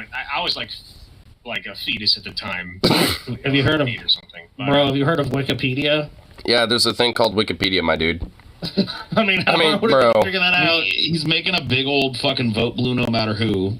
He has this whole big spiel and this whole big ass video about this whole thing, and also John Kerry would be kind of a defense for his argument in a way. you know, like, if you think about it, and yet he doesn't know who he is. Like, dude, bruh. Like, damn. Video, and he doesn't know the recent history of the tactic. Because guess what? I hate to break this to you. Well, I mean, that was the whole point of me bringing it up, is that I made that same exact tactical decision. That was the thing. Look, yeah, John Kerry fucking sucks, dude. He's a piece of shit. Boring, not really all that leftist. Barely able to have emotion for him, blah, blah, blah. Piece of shit, but wealthy. He's not Bush. Yep. He's not Bush, you know what I mean? So we can't risk Bush getting a second term. So look, you gotta bite the bullet and vote Kerry. It was literally the exact same fucking thing. And it bought us Bush. Again. We got another fucking 4 years of Bush. Yeah, even despite the fact that Howard Dean actually would have been like a far better outcome, and they skiffed him. Even though Howard Dean also ended up being a corporate showbag anyway too. But at least, you know, at that time was generally a lot more pro-labor and a lot more like, you know, an advocate for, you know, people's better interests and, you know, and getting out of Iraq and all that other shit. Like, but because of this whole thing, you know, they, you know, skiffed him and shit. 4 years of the disastrous Bush presidency. Didn't even work. So even biting the bullet, even saying "fuck it, I'll do it," that backfired. Yep. Yeah, I don't. That's the whole point I mentioned that in the first place. Really make any waves, and I haven't heard anything about him recently. So. He made enough waves. Well, he was the Democratic nominee. Yeah, dude. What? It's not the biggest political wave you can. That's just demonstrably false. He was he was literally one of the two choices, according to the fucking duopoly binary. He's in the fucking president of the United States of America. He's in the current Biden administration now as a special envoy for climate. Yeah, he was Obama's Secretary of State. He's the envoy. I mean, the fact this guy is still in politics, you know, just shows that he's still within, like, you know, the political wave spheres.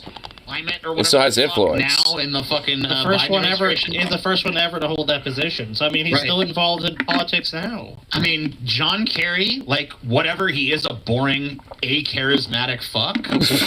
But like, he's had a pretty noteworthy fucking career, and he's made quite a few fucking waves in terms of like. I mean, if anything, it's just probably because John Kerry works better behind the scenes when it comes to this shit, because that's where it seems like a lot of his career has success. Power that he's accrued for himself in America. His campaign for president was the literal origin of the now widely used political term swift voting. Like when you see one of these candidates launch a big personal attack against somebody in October before the election, you'll hear people say, "Oh man, they're trying to swift vote him." Yeah, October surprise. Yeah, because Kerry was the first person to get swift voted. Yep. Because that the term Which derives was a bunch of bullshit, by the way. Oh well, of course it was, but they didn't give him. You know, the whole point is you throw a crazy accusation out before there's really any time to counter it. I mean, it's kind of what happened with Hillary, and to a slight extent during the whole 2016 elections as well. Even though she also was a very unlikable candidate and would have likely probably lost either way, but. Like James Comey, like dropped like, you know, shit on her like a couple days before the election, and pretty much had like the no time to react type. It was kind of the same, you know, it's kind of a similar thing in a way. Giant skeleton bus second phase, which means like, oh shit, there's two waves. Oh damn. John Kerry said to Warhill. I've always said it's kind of because there was a problem in my registration, but I guess a long enough time has passed. I can tell you the truth. Yeah. I was kind of just too lazy to do it. All right, we get it. You don't know who John Kerry is. Let's see what he has to say about vote blue or vote red. Okay. States in this country are solidly blue, solidly red, so even if you buy into the idea that these parties are different enough to make it worth your while to vote for them, you still have to reckon with the nasty fact that your vote probably isn't really going to count for much unless you happen to live in a swing state. And in 2020, Florida was or if you vote third party. Yeah. Like if you're in one of these states where your vote really doesn't matter because it's solidly blue or solidly red, and you're a third party advocate, like it actually helps to make your vote count for something. Yeah, because then you can at least help that your third party. Right. Because if the third party candidate can overall get 5% or something. Yeah, pass the post, exactly. New federal funding and shit. It would actually, you know, like, because that's in some part of how you advocate for a third party is just to try to help get them past the post so they could potentially, you know, have a little bit more influence and, you know, of a foothold, you know, to be, you know, within the national political sphere. Duh. The swing state 2 election cycles ago. In fact, was it a swing state? I don't think it was a swing state during the 2020 election, but definitely before that. 2012, 2016, swing state. I don't know which one. Look at it now. Yeah, he hasn't said yet. He just said he used to. I think it's Florida. It's a deep red cluster, a hellhole that from which. Florida did not just become a hellhole in the last 5 years, bro. Yeah, no shit. Like, Florida's always been a hellhole. Yeah. Florida has been paradise. A right-wing hellhole for a very fucking long time, bro. Everyone is trying to escape. It's not even just trans and gay people anymore.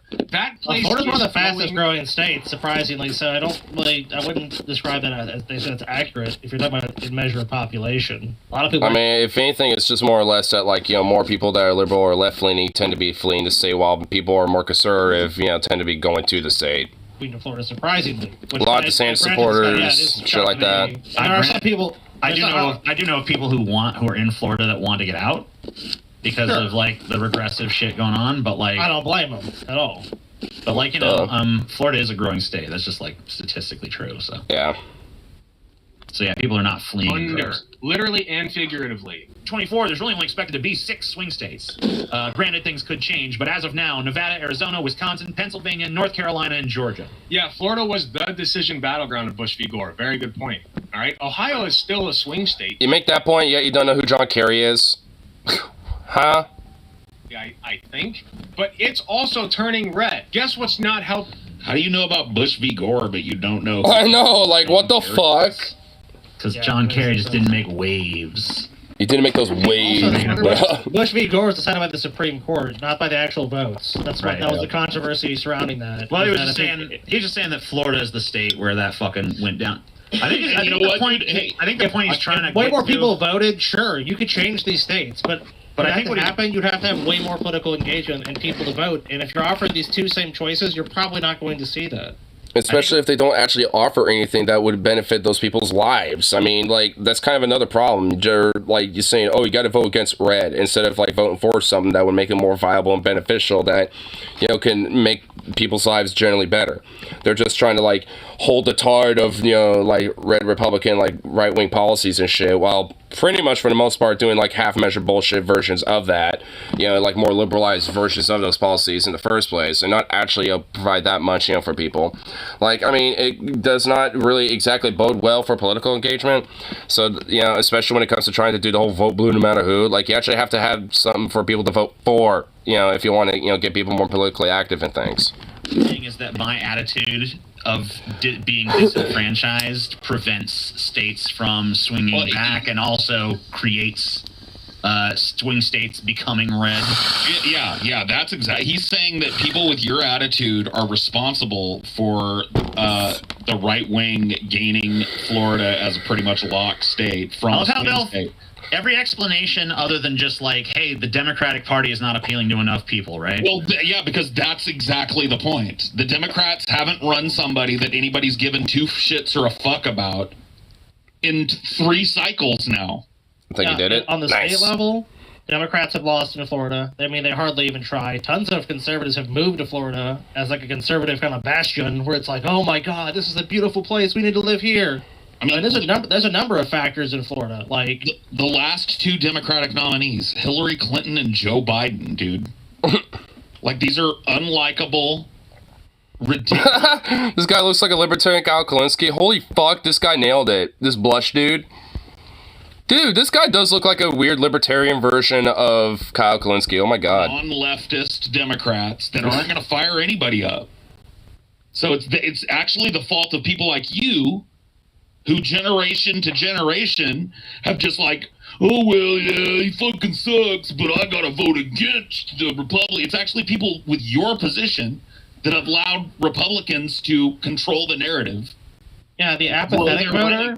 Yeah, the apathetic voter has not been engaged by these people. So if you really want that, if anything, you just get more disenfranchised from them, and have and if anything, feel less inclined to vote because of them, because they feel condescended and smugged at.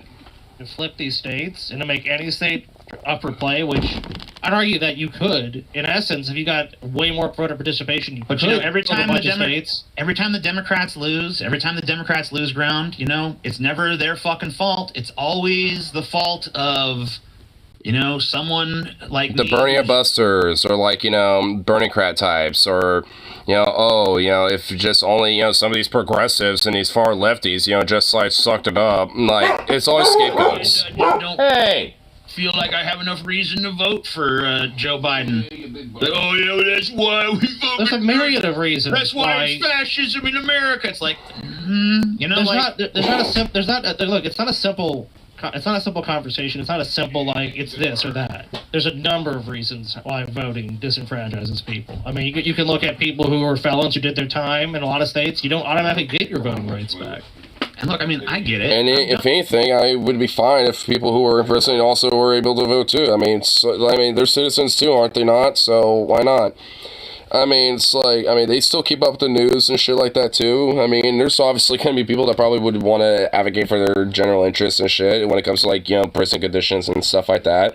I mean, their voice, at least in that sense, matters. Fucking vote blue no matter who's shit before. Oh, but then you gotta let the both and all sorts. I hate those fucking little comebacks and shit. They try to get Bernie with that one too. It's like, oh, you let the bust the bomber vote. It's like, yeah, you can, you know, find random little anecdotal examples of shit like that. But like, oh, like what? Like that's gonna somehow make the biggest impact of the entire election because like one like crazy freak, you know, voted. Nice. I might even fucking do it again someday. I'm not fucking saying I wouldn't. But I'm just saying, like, you know, I'm not doing it this fucking cycle because I just don't fucking think it produces good long-term fucking results. Like, maybe you fucking win for a cycle, but you know what? It's gonna fucking be Republicans again. Even if you win this time. Because it ignores the positive In 4 years, there's gonna be, like, they're gonna win in if they don't win in 2 years, they're gonna win in 6 years. If they don't win in 6 years, they're gonna fucking win in like, you know, whatever. 8. 6 plus 4. 9 years. 9.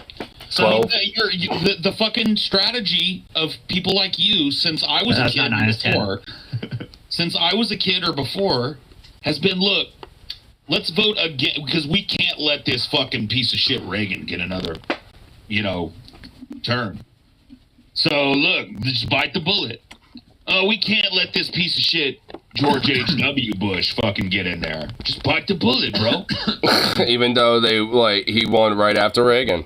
That's been, and that has led to the right wing controlling the political narrative far more than they used to.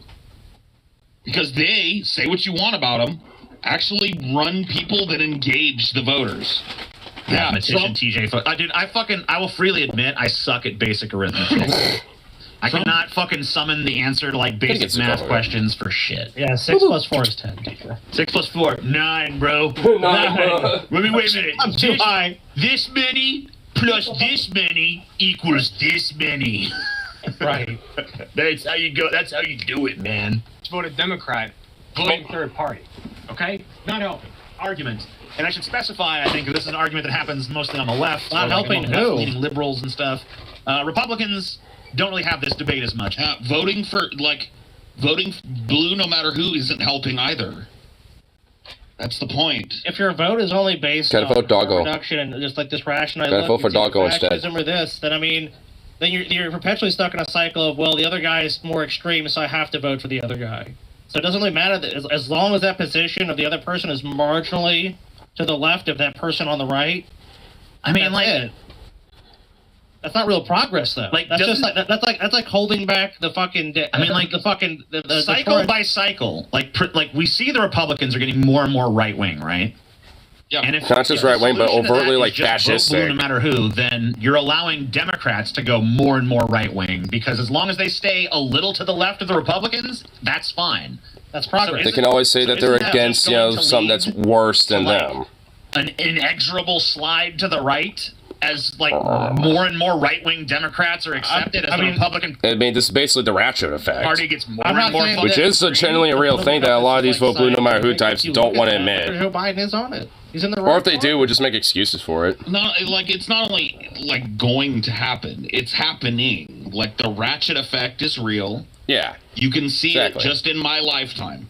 Look at the rhetoric and look at the fucking right-wing positions of Republicans when I was a child versus now. Dude, go back and watch, like, the Bush-Clinton debate. If you go back and watch, like, the Bush-Clinton debates, and you just look at like like what a fucking Democrat and a Republican were back then, it's fucking like, oh my god. And that wasn't even that fucking dramatically long ago. Like that was still like I would consider in our modern era of fucking politics, easily.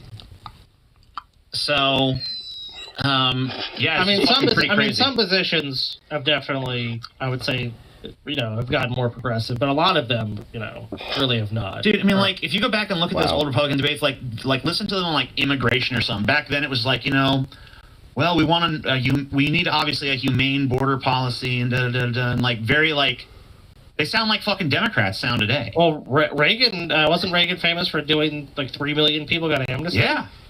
Because can you imagine the Republican Party had come up with a plan like that now? The Republican Party of today would fucking rather kill 3 million fucking Mexicans than try to grant them amnesty. Figure out a way to do it and get away with In fact, they literally talk about that on that debate stage and shit. Like, we gotta invade them. So, I mean, yeah, like, the parties have both fucking drifted fucking right in my lifetime. I'm not saying that's entirely because of vote blue no matter who, but I think that's a fucking big part of it, because if your criteria for I will vote for the Democrats is only as long as they're to the right, as long as they're to the left of the Republicans, then the Republicans can go infinitely far right, and you'll basically vote for fucking Hitler. It's like, well, yeah, I mean, some of them would. That guy wants to exterminate the Jews, but at least he's not as bad as Super Hitler. Look, I'll just keep him in the camps. I won't even kill him. Wow, that's progressive.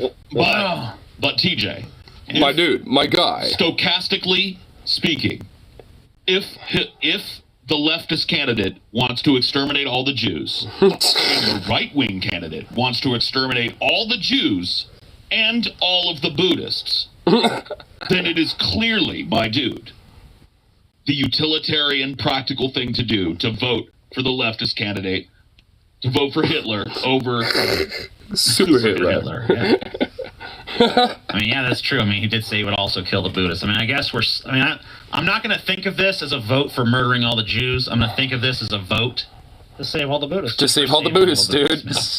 Wow. This I have to think about. Wow. Just, dude, enlightenment mode right there, dude.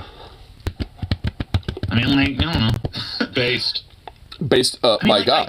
I get it if you're only looking at that fucking election. Obviously, I feel like Vosh would never actually make that point. I possibly a little facetious, All hysterical. you're looking at is like the next fucking 4 years, but then like you're I think it's like you're like a giant corporation that only looks at the earnings for the next quarter, which is how most of these corporations function. It's like they don't fucking think long term because they're so fucking focused on like big returns next quarter, maximize our profits. But it's like you're not making really a long-term sustainable fucking plan at that point. Yeah, no, nobody's arguing that isn't what the fucking example I gave isn't technically true. What I'm saying is that is the path to next election cycle. It's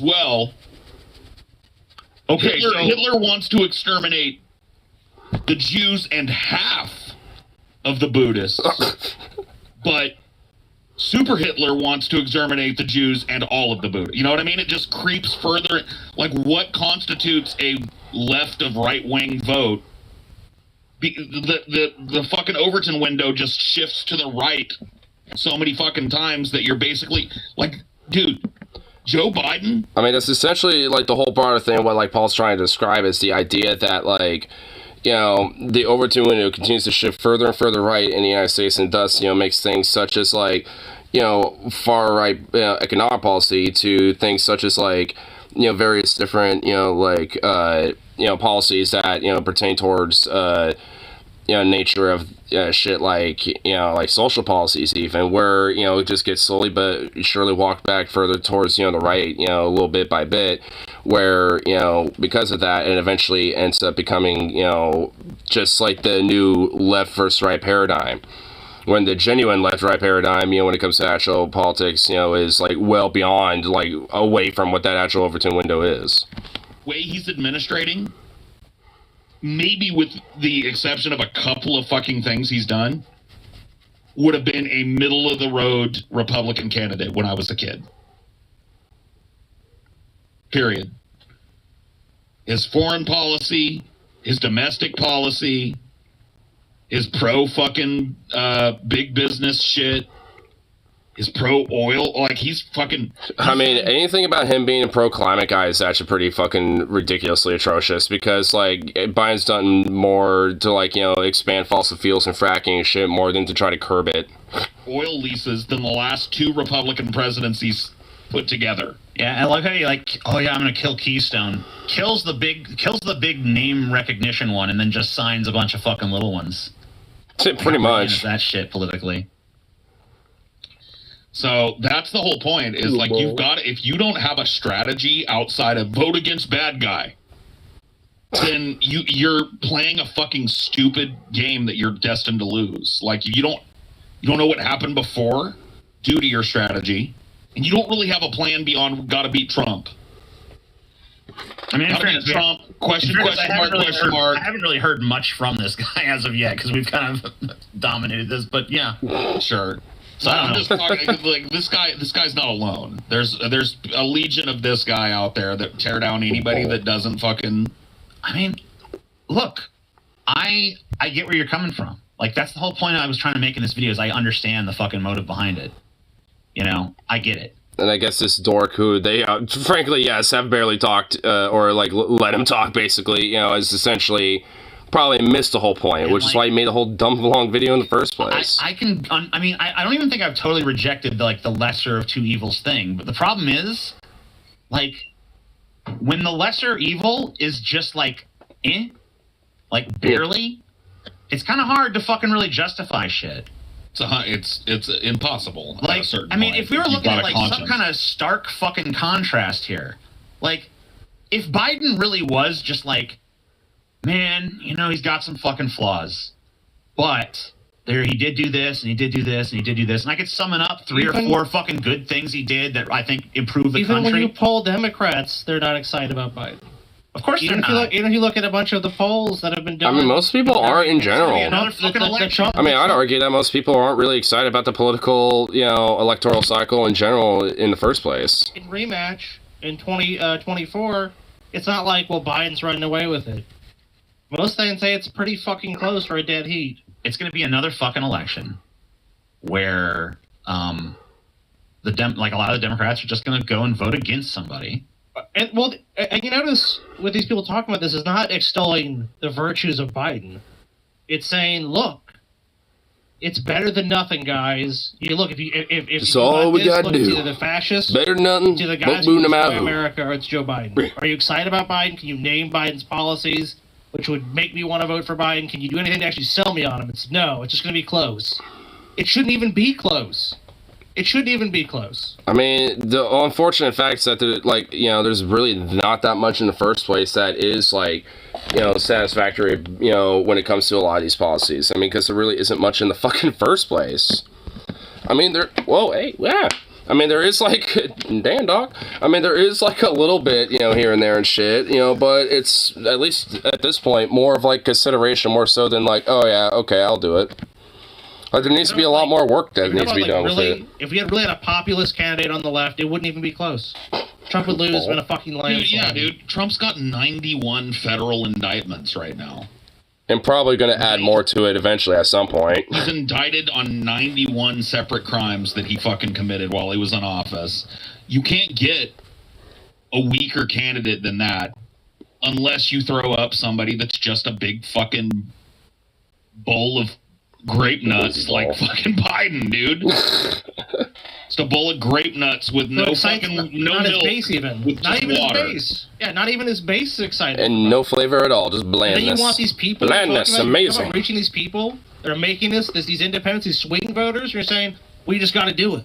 We just got to do it. That's not a compelling argument. If you want to persuade people, make a compelling argument, and you're not. You're just saying you better fucking do it. What I think we gotta do is either decide as leftists that we're gonna fucking leave the Democratic Party and vote third party in sufficient numbers to make that actually a fucking meaningful thing, or we need to start working on a viable new third party of our own. Those are, like, if you're talking about working within electoralism to try and make positive change, I'm certainly agreeable with it. That's it. Right, you're handing it right.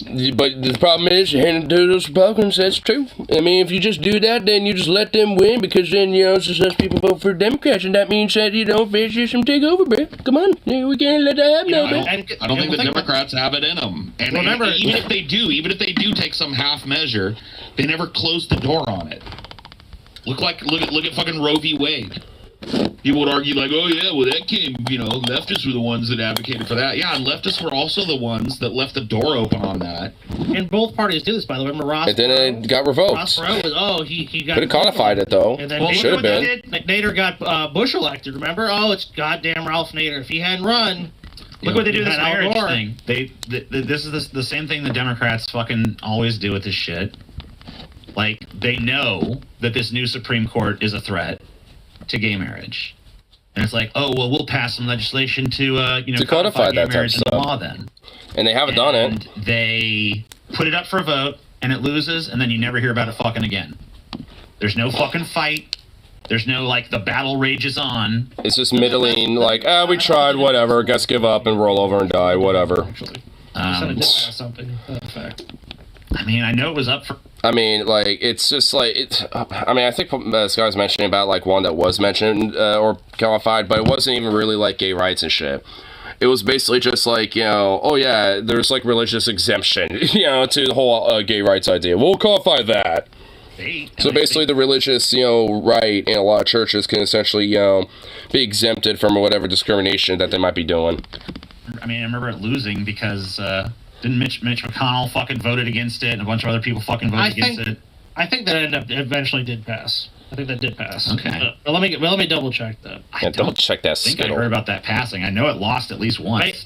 Maybe not. I don't know. But I believe it did. But let me double check because I don't want to give people the wrong information. This guy was on Jubilee White Liberal versus Black Conservative video. I recognize the Hunter Biden hat and the Hawaiian shirt. He was obnoxious as fuck. I haven't really heard much from him. Paul has paused this a lot, but... I mean, obviously we're going to talk about it. I mean, yeah, I don't want to fucking, blow through our commentary. This guy doesn't have much to say, as far as I can see. I mean, honestly. How we get a third party in the debates, that would be a huge thing. They need 5% of the vote in toto. But if you think that that's something that we ought to strive for, you better do it now, because the debates are on their way out. I don't know if you've noticed. Yeah, and at least when it comes to Cornell, I mean, there can be a possibility where, if there is at least enough national recognition, there could be an off chance. But of course, they're going to do everything under the sun to prevent that, possible, for that being possible at all. Because they don't want even the slightest possibility of, third party being on a national level to where they could potentially get some sort of recognition and people, getting the idea of maybe I might consider that. These debates and stuff, Donald Trump fully made that optional. He just threatened, I'm not going to show up. He never took a hit. He didn't even show up to this last fucking Republican debate. Just no, I'm not going. Didn't take a hit for it politically. Not significantly at all. If it wasn't. These debates are on their way out. I don't think in fucking another cycle or two they're even because the Democrats don't want to put Biden up just as much as the Republicans don't want to put Trump up. Biden would get fucking sizzle roasted in a debate right now. Oh, they certainly would, but honestly, I don't know if it would be the case where, they would just, debates would just be out. I mean, I just think it would just end up being more of an online sphere, and maybe there's just, a little bit more of this, kind of stream-based element of the debate, instead. I don't think it would be done in a more traditional way and format, but, I mean, I'm not too sure. Maybe you might be right, but I doubt it. Good questions asked. So it's just going to become the nominative thing, no, I'm not going to go to the debate. No, I'm not going to go to the debate, so we don't have them anymore.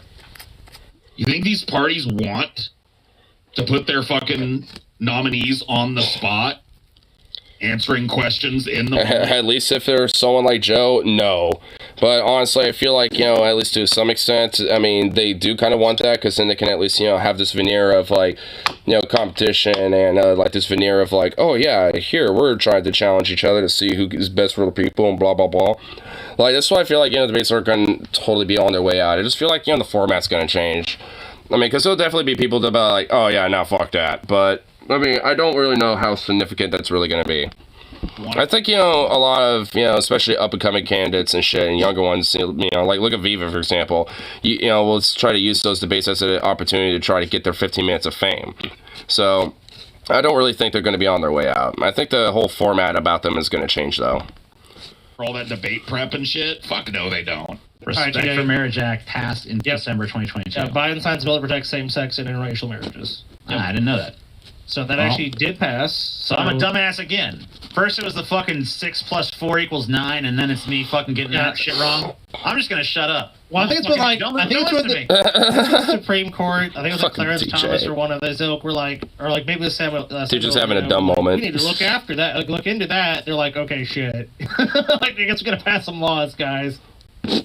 Even Republicans are in interracial marriages. I mean, Clarence Thomas is in an interracial marriage. And yet they want to challenge it and hate on it, but it's like, oh, but our interracial marriages are good because they're the token ones. It's like, man, fuck off, you piece of shit. Marriage. So I guess they're like, well, I don't want to make what I'm doing illegal. I guess I'll protect it. Death Ghost passed her alive, and she actually a moon worshiper descent instead of a daughter of darkness. Oh. Dude, oh shit. Let's not linger on this dude for too much longer, but he has it broken up into chapters. Do you want to hear his thoughts on your thoughts? His thoughts on your thoughts.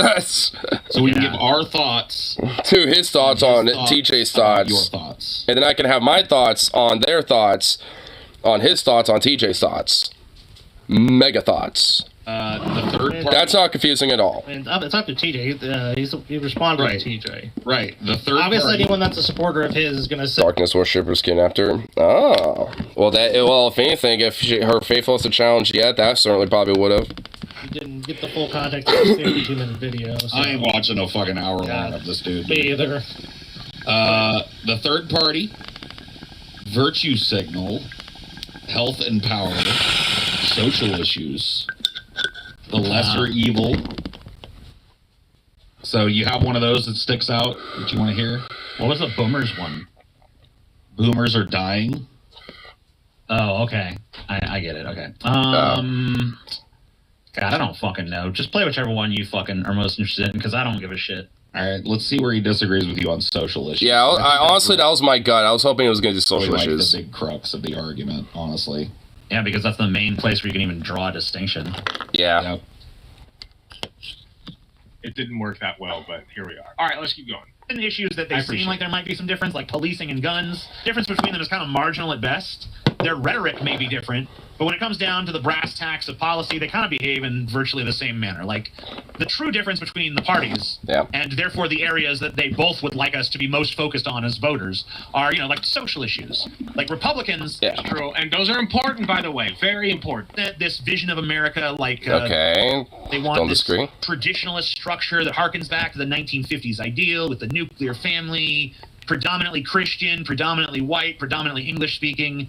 And the Democrats, they want it more like a rainbow coalition. We all love each other despite our differences. All races live in harmony. LGBTQ people are every bit as valid as heterosexual people. We all hold hands. We all sing Kumbaya. We are the world. It's a beautiful day. You know, but at the end of the day, neither party's policies actually reflect any genuine desire to realize these visions that they've laid out to their respective electorates, right? Which is true. That's like strictly campaign I'd agree with babble. I that. mean, like, if Republicans really wanted to bring back the 1950s, they'd want to bring back the economics of the 1950s. Because, like, the biggest impediment to a single breadwinner household these days is not feminism. It's not some decline of moral values. It's the economic reality that most people can barely afford. I like how this dude's just listening to TJ has like nothing to say about what it's with a blue. Is this like Hunter Biden? But one thing I want to say Oh, is, shit. if I have the choice... Agreement. TJW. I will say TJ Dub, that, dude. If I have the choice you between living in a times. capitalist hellhole that is queer inclusive versus a capitalist hellhole that is not queer inclusive, Yeah. to me that's a pretty... Hitler versus Super Hitler. Oh my god, yeah, basically. It's like, look, we have, like, you know, Hitler advocate for a capitalist shithole, but Super Hitler wants to kill all the gays and queers, you know, with that capitalist shithole, though. Obviously, the one that doesn't want to do that is better. It's like, oh my god, no. Super Hitler sucks. Regular Hitler's okay. I'm no fan of Hitler. I think him fucking fucked up. I think him starting World War II was not good, but you know, all I'm saying is It's a false dichotomy, though. Dude, you got to look at. It really is. It's so annoying. Come on, dude. That was a false dichotomy, and I'll tell you why. Because the economics of it they don't care. The economics of like queer, inclusive or not, it's like who's going to make them more money. That's the only calculus that's being done in a capitalist system. It's like I don't give a fuck who it is. As long as they just make me more money, I'm okay with them being around. Who cares, right? Then I don't want to do it. And if you look at corporate America, their calculus says we want to be as inclusive as possible so as many people will buy our products. I mean, he's right, though. No, nobody is... We're not here arguing that Hitler is not marginally better than Super Hitler. That he's the one, actually. He's saying that should be the only calculation on how you use your vote. That, vote for Hitler because... At least he ain't Super Hitler. At least he doesn't. At least he just. At least he ain't like Mecha Hitler, like the robotic evil Terminator Hitler. Just like at least it ain't that. At least he's a regular human being Hitler. Come on now.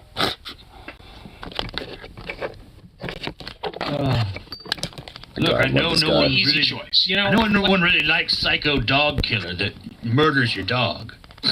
But he's obviously not way better than Super Psycho Dog Killer, the guy who tortures and murders your dog. At least the other guy just shoots it in the head. This other dude just guts it, fillets it alive. I mean, come on now. The other one. So, I don't know. I feel like we gotta vote for fucking Psycho Dog Killer because. He's at least a little better. Who do you want to vote for? Guy who leaves your dog alone? Dude, he can't no chance win. of winning. He has no chance of winning, stupid. He has no vote for Psycho Dog Killer, idiot. I mean, come on, bro. It's just like it's the only viable options. It's like one corp. Oh, go ahead. It's goofball shit. Shield that's not going to lynch me over being bi, and another one that will. Why would I pick the latter? Why not the former? It doesn't make any sense. Democrat. Why would you ever pick Super Hitler over Hitler? I mean, no shit. Yeah.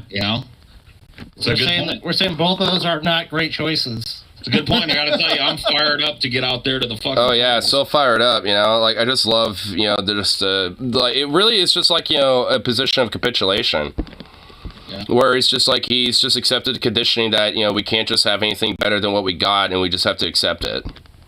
He's just been beaten down. I mean, you kind of look at it, you can see in his face. He just kind of feels beaten down and just accepted the conditioning of what he just has to deal with and just accepts the fact like, it's just like, electoralistic, like, realism, basically. Like, where it's like, yep, we can't do anything better than this electorally, so whatever, just accept it. Slightly less horrible dystopia. When do we want it? Now! Sooner. Actually, when do we want it? Whenever, Yeah, whenever we get around to it, I guess. We don't really want it now, because if we wanted it now, we'd actually take some fucking action. Well, also, you're also saying let's take these parties at their word, right? We're saying, like, look, this is my platform, That's what we're doing. We're talking about presidential elections, because they don't pass the laws. So we're saying, take this person at their word that this is going to be true. Well, dude, DeSantis... And often we found that not to be the case. DeSantis, who everybody fucking touts, is like, he's the worst fucking transphobe ever, is on record at one of his fucking fundraisers saying, like, I don't really care about none of this fucking, like, pronouns and gay LGBT shit. Well, yeah, he does to an extent because he just knows that's what galvanizes his base and that's what, his supporters want. Like, that's the reason why. And most of them don't give a shit. Look, that's what people care about now. Like, so he's already on record that he's not going to govern like some kind of fucking crazy... I mean, he would. I mean, just because, he doesn't necessarily give a shit doesn't necessarily mean he's going to, at least push that. He's going to give, the bread to his base. I mean, there's too many checks and balances built in the government anyways. It's like, Paul and that's you. When in the past few decades of Dems had supermajorities, just from memory, I'm using your argument to piss off conservatives, to be honest. Like, wouldn't Google be your friend on that one? I think there have been...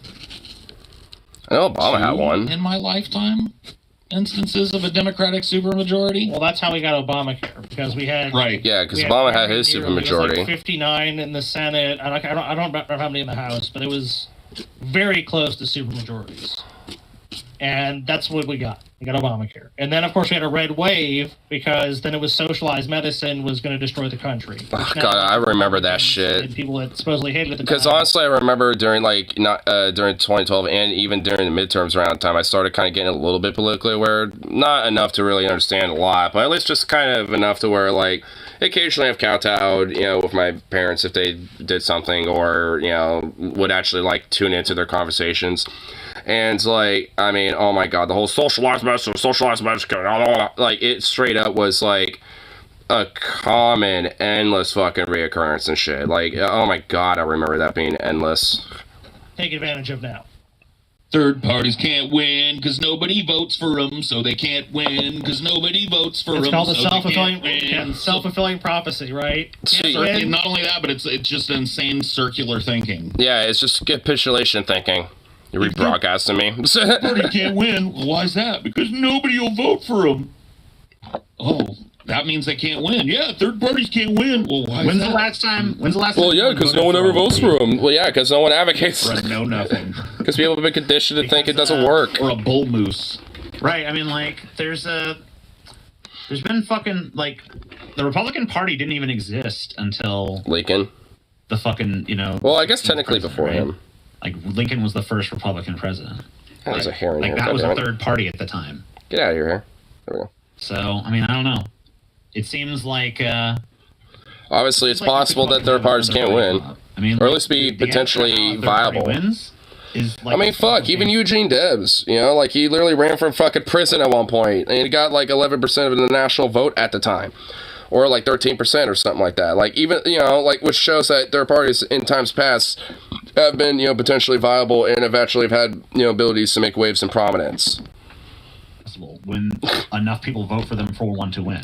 I mean, just for example, in Oregon's history, there's genuinely been socialist and progressive party politicians that have existed within Oregon's, like, state government in times past. Whether in municipalities or in, like, the actual state government or whatever the fuck. It's like, so there's, and conveniently and curiously enough, a lot of it during, like, the 30s and shit, or, like, the 20s and stuff like that.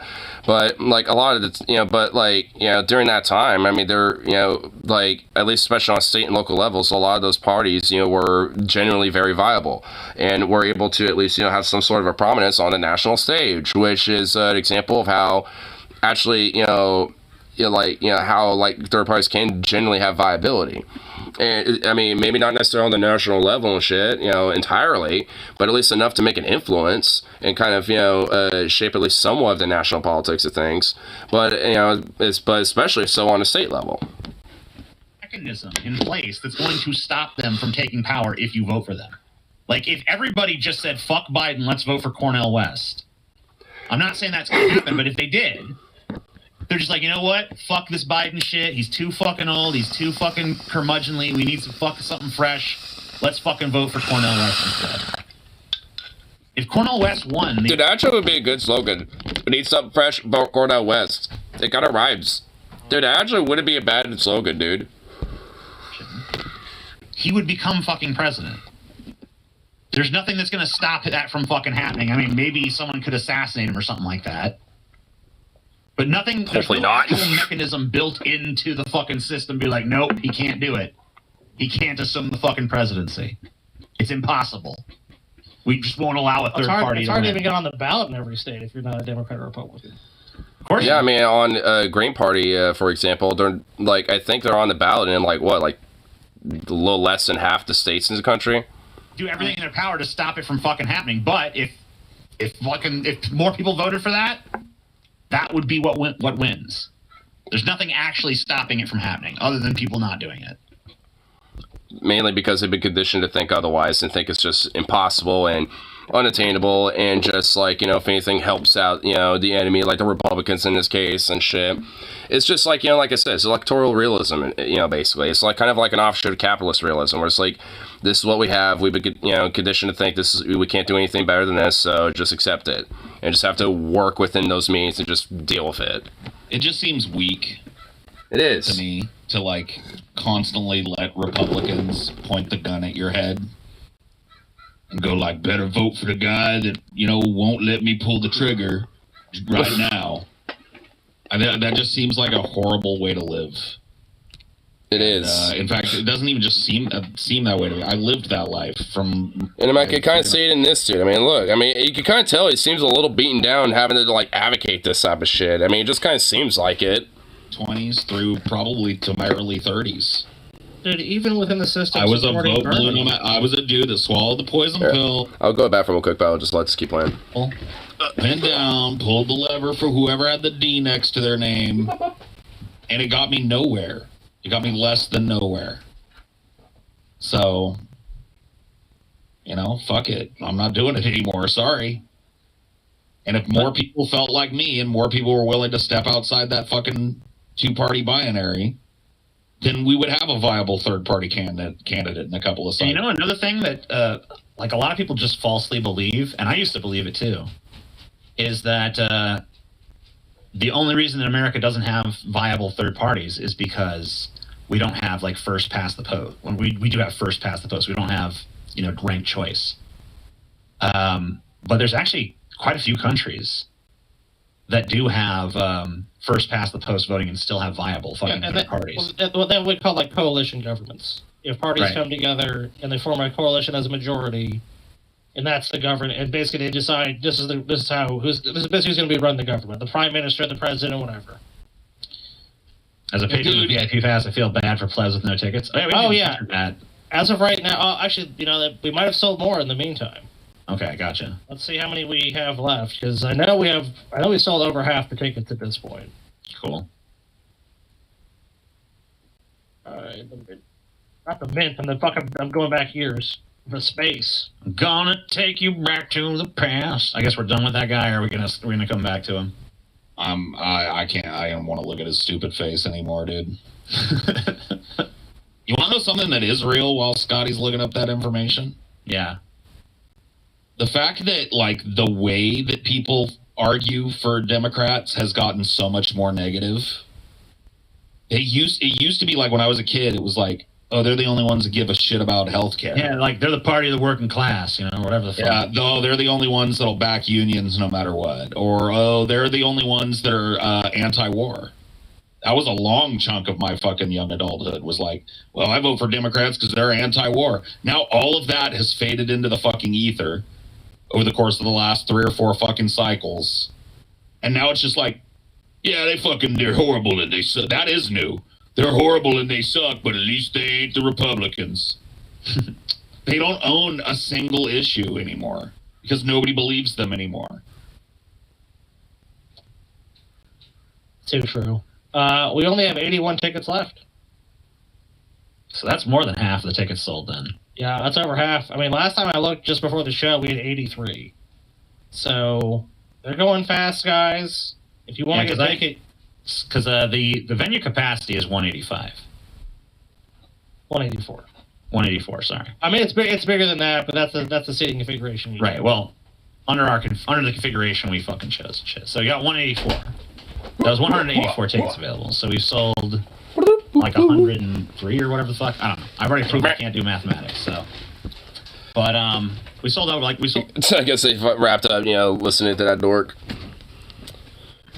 Here, let's see if I miss any other points about it. I guess not. It looks like they just kind of wrapped it up with that one.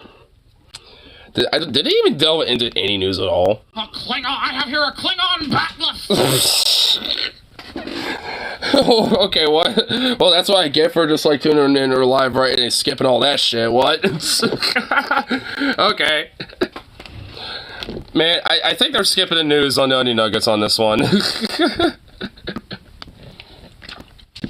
Oh my goodness. Man, I love it. I need to know to stay awake or not. Sure, why not?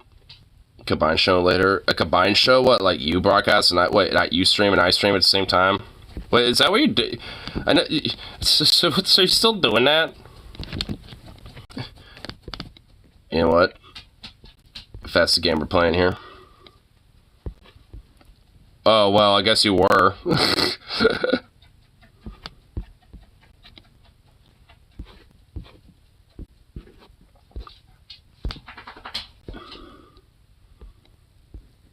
You said there's a fuck scene going on in here?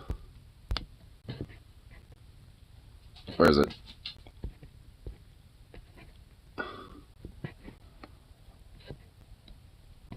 He did like 3 boss fights. Oh shit.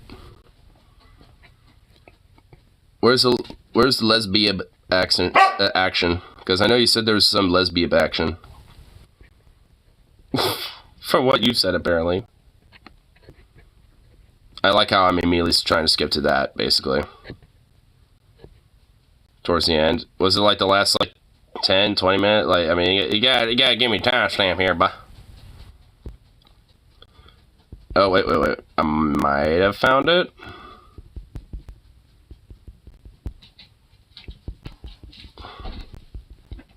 This goofball dog being a boofball. Lance side of there. No, I don't think it's right in this section.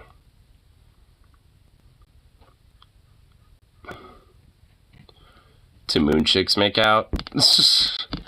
Well, here, let me see. Trying to. You'll have to timestamp it for me. Need to timestamp the shit. Timestamp all the highlights and all that shit.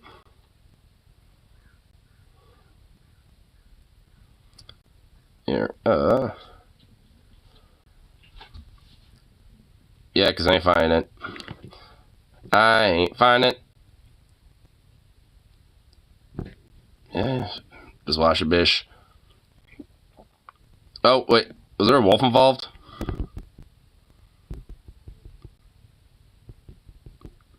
What?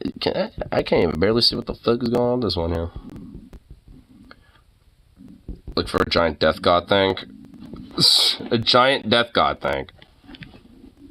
The wolf was after. Oh.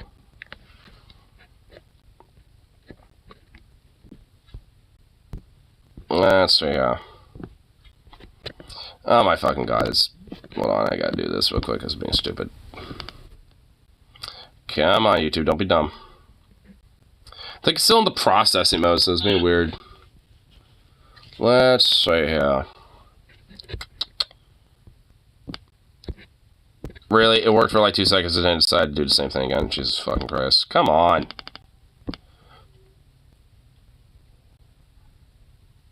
Jeez Louise. Hello, Sheesh. I should not find this thing.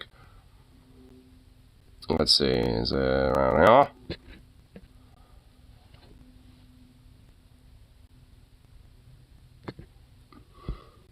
Would it... Here.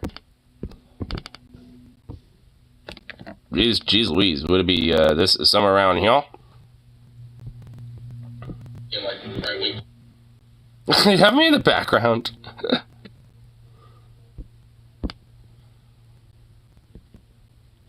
I kind of figured you would have me literally like somewhere on as a screen in the corner. Am I at least anywhere near the right area?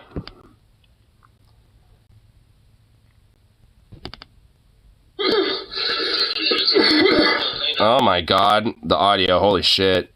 Sounds like, you know, like some 2006 MW2 era type shit going on.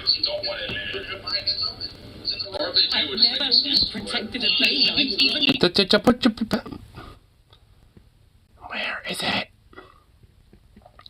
So the wolf was after. Is it like immediately after, or was it like more like? I mean, where's around here? Looks like a elf lesbian. I certainly didn't share that with you. There is nothing I can tell you that you do not already know yourself. They trained you well. If Death God dies. Like I know where that is in any of this. Like, and I'm supposed to know what it looks like. Just timestamp it for me. Timestamp some highlights. I mean, like, my goodness. I'll check it out next round. Yeah. There we go. Here,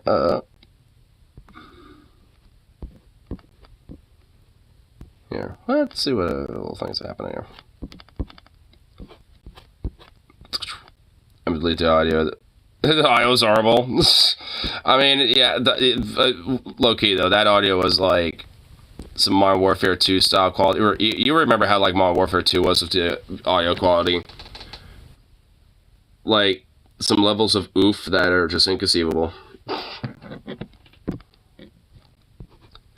Well, yeah. I think I'll at least probably pause it at least for a little bit here. Then get myself some lunch and stuff. See if that one of the rats were trapped in that fucking trap I have outside, because I truly hope so. Because saw one of them outside from earlier when I popped out there for a second, just scurrying underneath the porch.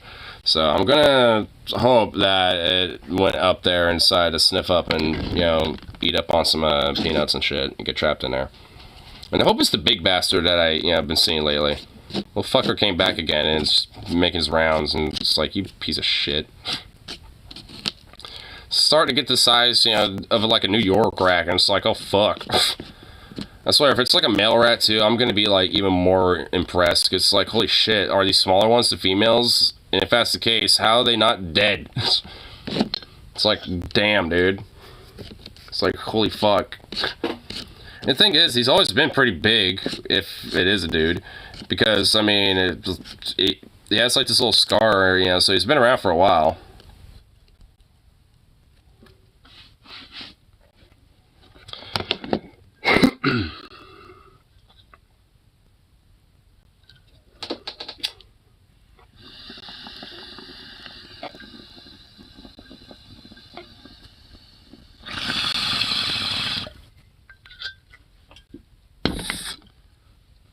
Join my Discord.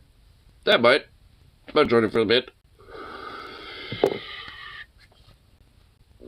But, anyway. Alright, let's grab myself some food and at least, probably give my dog a bath. Baldur's Gate is getting fucked heartily hard. Damn. Scared to push forward. Oh my good lord. Don't be like that. Push forth. Overcome the enemy. Defeat the enemy. Overcome the enemy. Destroy them. Channel your Alex Jones and bite his bone broth. But anyhow, or at least, I'll go for now. I'll grab myself some lunch and stuff like that. So, peace out, and of course, I'll be back around.